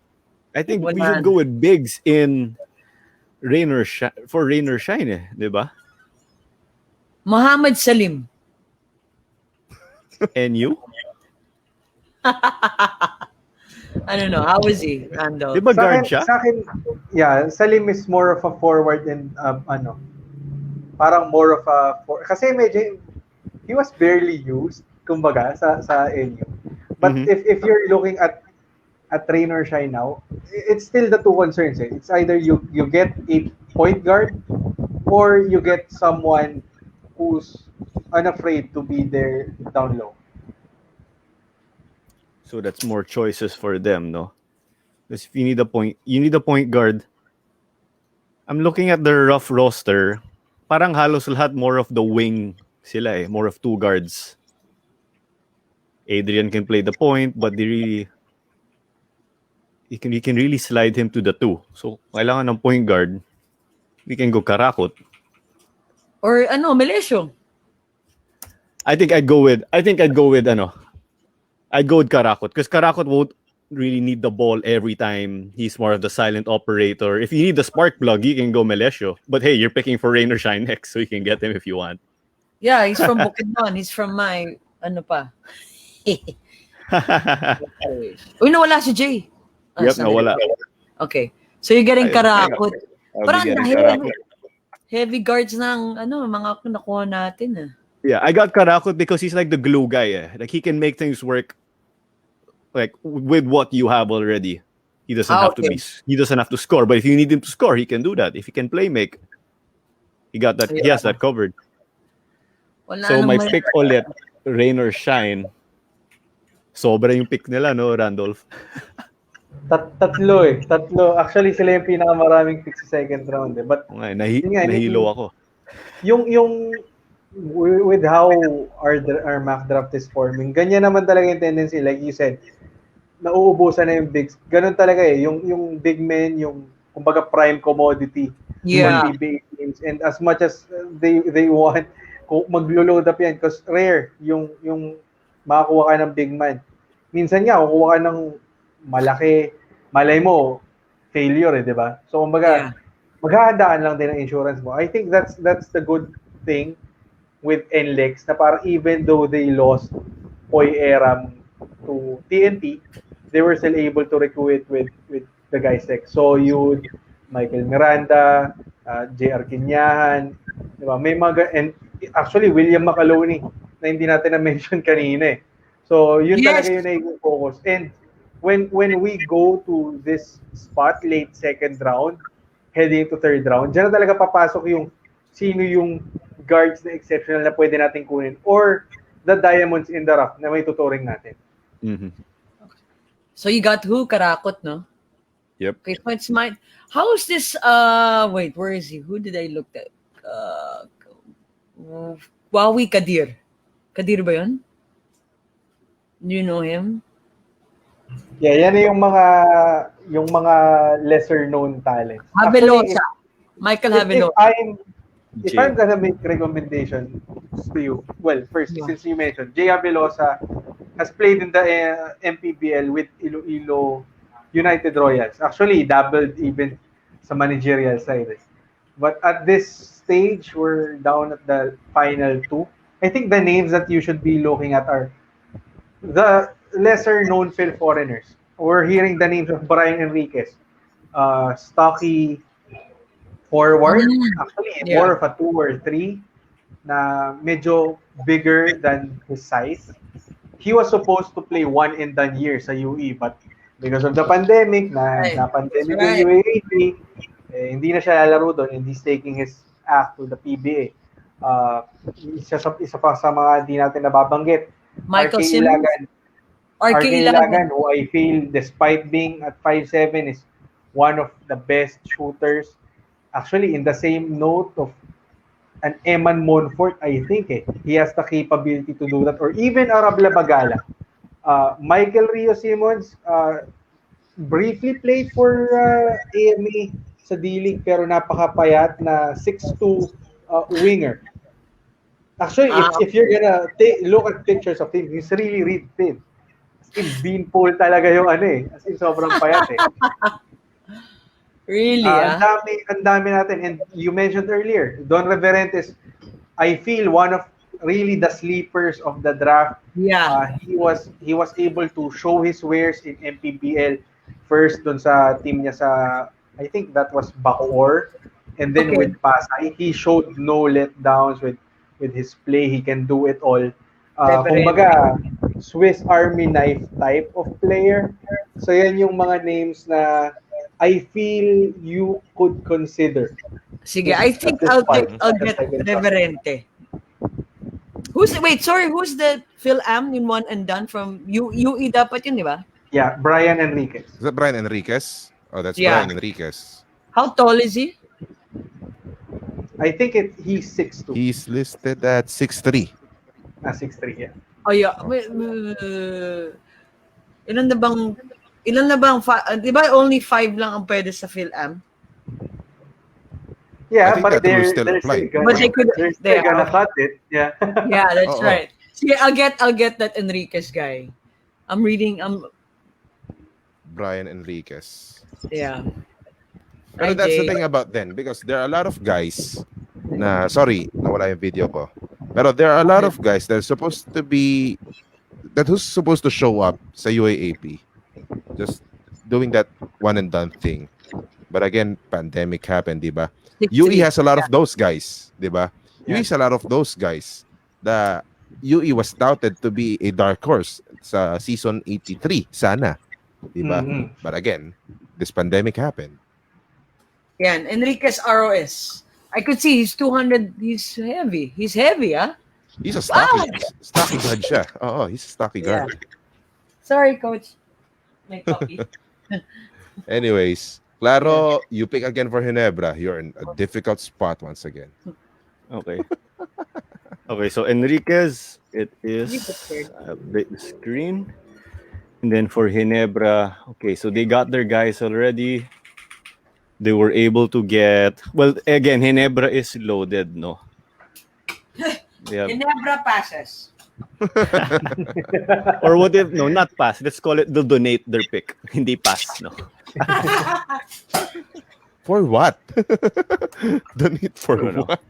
They They can draft and not sign the player. So I mean, Exactly. Yeah. Oh, exactly. That's the thing. They're already loaded. They have Japet, they have C-Stan, right? So they have And they those still have speedy bigs. underutilized rookies, so underutilized rookies that can make an Well, impact to the incoming team. They got sophomores. incoming sophomores. Tama. Thanks, Randolph. They got Jeric Balanza. They got Kent Also, Salado. they Mhm. got Diba? Cancelado. Yes, Yeah, they still last have Kent year. Salado. Oh, that's Yep. right. They still have Jeric Balanza as of this taping. Ah, okay. Yes, that's true. Who That's Yeah. true. I agree. I agree. Oh yeah, so So, you see they're loaded, no? No, but mm, earlier, yung pick of Ginebra, si Johnson, is to Bryson at least Johnson. underutilize him as a stopper. And then he's athletic and everything. And then let's just go Ilagan. Let's just say LA Tenorio understudy. mm. They No, are I loaded, can right? make a case for RK Ilagan. Yeah. Uh Actually remember promising. that Alaska 90s? I was a fan and Claudia knows this. They have this one guy na ang trabaho lang niya every time na ipapasok siya is to make that 3-point shot, 'di ba? Is to shoot Mhm. threes. I don't know if you remember Roel Gomez, San Miguel 'di ba? yun, si Ruel Gomez. Di ba? No, it's Alaska. Ay, He's hindi, part of, Alaska, tama. Yung gano'n Alaska, yeah. yes, he's part of that very 90s. stocky yung ano. I know, yes. A stocky shooter. Aside from Jojo Lastimosa, of course, Lastimosa is the shooter talaga. Pero kung kailangan mo talaga ng tipong Steve Kerr style ng shooting, you go for Roel Gomez, di ba? Actually, yeah. That is They, something Coach Tim could use dito sa team na to sa Ginebra, a shooter. Because Jay, RK lumayo ka Ilagan, pa. Lumayo ka oh, pa. saan tayo Years pupunta? ago, they had a guy, Ginebra had a guy named Tate Chodoro. Was Isa pa told yun. he was just to be like Man. that. Oo. No. But the thing about RK is he has that range. He's He smaller. has that ridiculous Yeah, range. he has that range. Oo. I mean, you talk about Trae Young, Steph Curry range. Yeah. That is RK Ilagan. Ang pumipigil lang sa kanya back then sa D-League si Coach Egay Macaraya. That's the only person that's stopping him. Yeah. No joke. Oh. And of course, See, they got Alin Bulanadi that time. Yun nga inaabangan sa NCAA if only RK Ilagan decided to stay, 'di ba? Pinag-uusapan natin yung Randolph. If only RK Ilagan Yeah. decided to stay for a year and take over that San Sebastian team, his stock's gonna rise. It's gonna be it's gonna be a hard task for him because yung San Sebastian team na yon is napakabata. Ang kasama na lang niyang veteran siguro doon na may tuturing natin would be actually I can Kalma. remember JM Calma na lang. Oh. Pero kumbaga, in terms of numbers, you will definitely get yung numbers mo. But definitely feeling ko yung maturity would have helped being the leader of that guy. Kasi yung NCAA Season 95, meron siyang katulong na Kapo, meron siyang katulong na Alin Bulanadi when it comes to showing the way dun sa Golden Stags.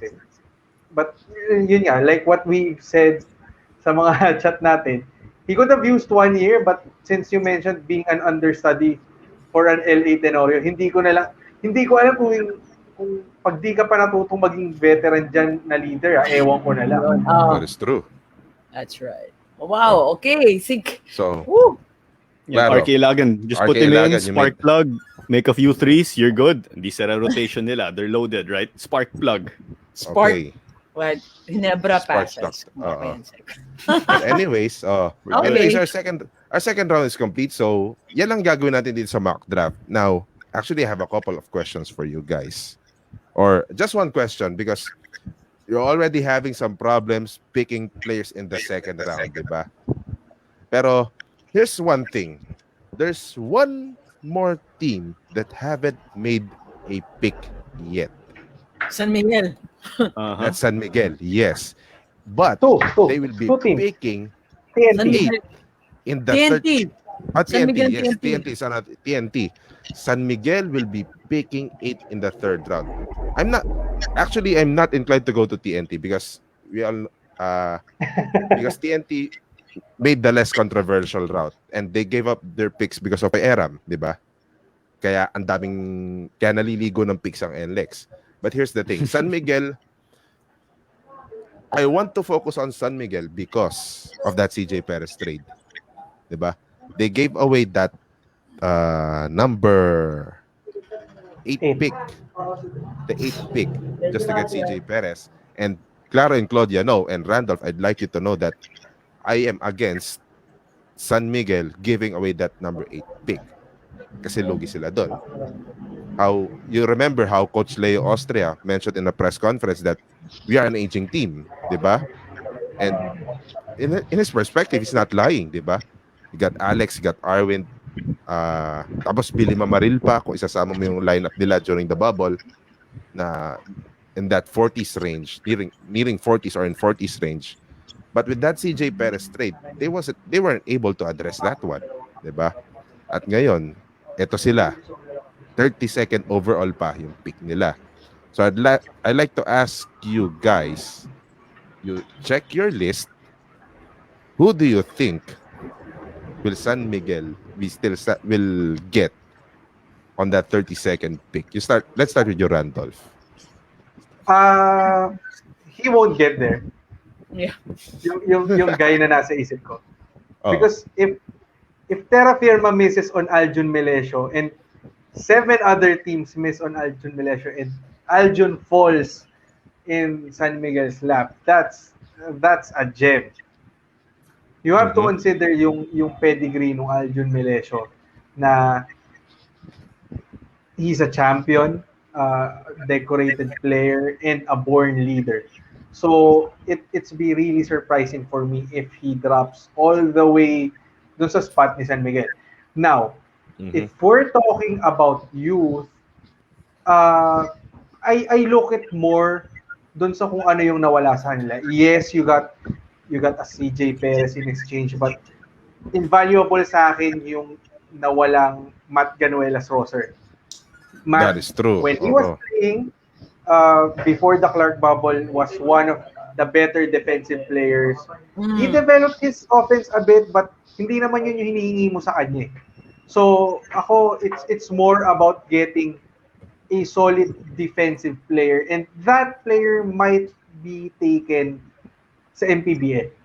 So ako, if San Miguel has its options, and I've repeatedly spoken about this guy being a sleeper, I would go for Art Aquino ng CEU. What is he? Is he a great guy?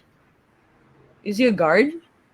He's more of a 3 and 4, Jay, if I'm not mistaken, right? And actually, ang pwesto niya kay go ahead, Randolph. He can shoot from the perimeter. And ako, I feel like if San Miguel was able to give ample playing time to a guy named Daniel de Guzman during the bubble, giving ample minutes, at least considerable minutes to Art Aquino in the PBA is not a bad trade. But the thing about San Miguel, they still have a lot of underutilized players. They still have Wendell Comboy. Diba? Yeah, but you have to consider na there are players who are likely not to be resigned. Billy Mamaril is God, he's 40 now. Yeah, Arwin Santos, despite being still at the peak of his powers, is now at the 40s now. Yung bigs ng San Miguel, yung medyo hindi na bata. I mean, Junmar is still there. But hopefully he regains his powers. But, diba? Yeah. Kasi tinitingnan ko siya dun sa idea na, sige, nagpabata San Miguel. You can look at it dun sa 5 nila. Yung Ross, Cabagnot, Lassiter, Arwin, Junmar. And then, yung next guards mo would be Terence Romeo, CJ, and Von Pesumal. Doon ka nagkukulang sa 4 and 5. Diba? So, that's yun true. yung kailangang punan na bata ng San Miguel. Because they also lost Russell Escoto, who was supposed to be that next young guy. I mean, Mo Tauto was still there, but Mo is in his 30s now. So, kailangan mo magpapata ng konti dun sa 4 spot. Yung kasunod ng Arvin Santos. Which is Russell Escoto, which is another player that I think that San Miguel should have not given away with that CJ Perez trade. Pero That's another debate. that's another story. That's another episode for that kind of story. Pero Claudia, if you're San Miguel, you're picking 32nd overall, sino yung pagdadasal mo na sana available pa ng time na yun? Sana na available? Oo. Or sana na available? Oh. Gosh. We got a lot of players that Wala, mahirap. I can't think of sana available. Wala. Zero. Third 32 pick. Wala. There's no one that you can... Especially with this... I'm looking... Wala. Kung gusto ko sana si Santillan eh. Kung si Santillan nasa 32 pick na, pwede. That is so impossible. Kaya nga, wala. Maybe si Ken Holmquist. Kung kaya. Pero malayo eh. Oo. Pero there are guys like Aljon Melesio. Pero again, like Randolph said. Sa San Miguel, si Rabanes. Virtually impossible. Carl Rabanes. Yan yung mangyayari. Si Carl Rabanes. Yun. I think he's... Just because of Coach B-Boy. Carl Rabanes. Still have Ron Lastimosa from NU. You got guys like Philip Manalang. Who's? Got John Manzo. Jun Manzo, yeah. Jun Manzo. UP. Di ba si Manzo UP? Yes. Yeah. He is Paul Desiderios guard. Guard, yeah. Ang dami pang pangalan. Pero ang daming guard ang San Miguel. Ang daming guard ang San Miguel. Yeah. So a very difficult one for San Miguel. And yeah, I wouldn't even think of what they're gonna get. To be honest, if they were gonna get, they'll probably get si Carl Rabanes. Claro, you have something in mind? Fourth round. I'll agree with Holmqvist. Yeah, if they still available. Northport. No, yeah, if exactly. your question, sana. Yung your sana. question was sana eh. Yeah. Your question was who would it be if sana? So I would put Holmquist talaga. Yeah. So what they're gonna do? They're just gonna come up with a list and try to see maybe who can we get here. No. Yeah. You know what? Maybe he's more of a 4 and a 3. If they can get Javelosa, maybe that might be quite realistic. I think heading into the third round, that's someone they can try to see more or less. But of course, if someone can slide, why not? But maybe around the likes of Javelosa, yeah. He's 6'3", di ba? Javelosa is about 6'4". Yeah, 6'4", yeah. 6'3", 6'4". We played against him in high school, and man, he killed us. Thankfully, close game, but he sealed it.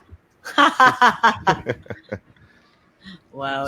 So that's the future for San Miguel. We're not gonna talk about TNT because TNT, they have long accepted that fate that they're gonna lose that pick because of that Poy Aram trade. Pero San Miguel, they had their shot, but they had a shot in CJ Perez. Pero again, they gave it away for this year.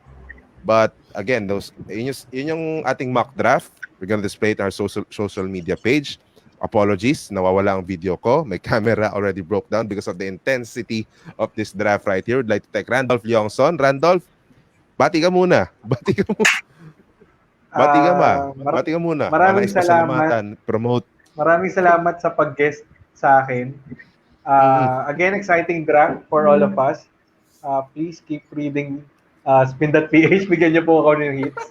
Para may trabaho pa ako, hindi ako ma-retrench. That too. And also, the Prospects Pod at Tiebreaker Podcast Network. Tama rin po, promote ako dito. Parang kalaban eh. 6 p.m. siya ng Friday. Pero dahil pinabati nyo na ako, wala na kayong magagawa. So yun lang. Yun lang naman ipopromote ko. Tsaka, let's keep supporting yung mga podcast and podcast ng Filipinos na itong show ninyo. Ang daming content creators na ginagawa. So it really shows na maraming edukadong discussion. Pwede hindi naman tayo mag-bash lagi sa social media, di ba? So let's educate ourselves through meaningful discourse like this. Nag-enjoy naman ako, Che, sa 2 hours. Thanks to Claudia and Claro. Yan, yan. Thank you sabi ko very 90 much. minutes max lang tayo, pero totoo nga, sinabi mo na masaya ito. Ito, humaba tayo ng 2 hours dito. But I hope you guys enjoyed this episode. Again, in a few days, the PBA, the season 46 PBA draft will commence. These are our picks. If we get these picks right come March 14th, well, who the heck are we? Ah, Bye guys, see you. bye. And Thank you, Randolph.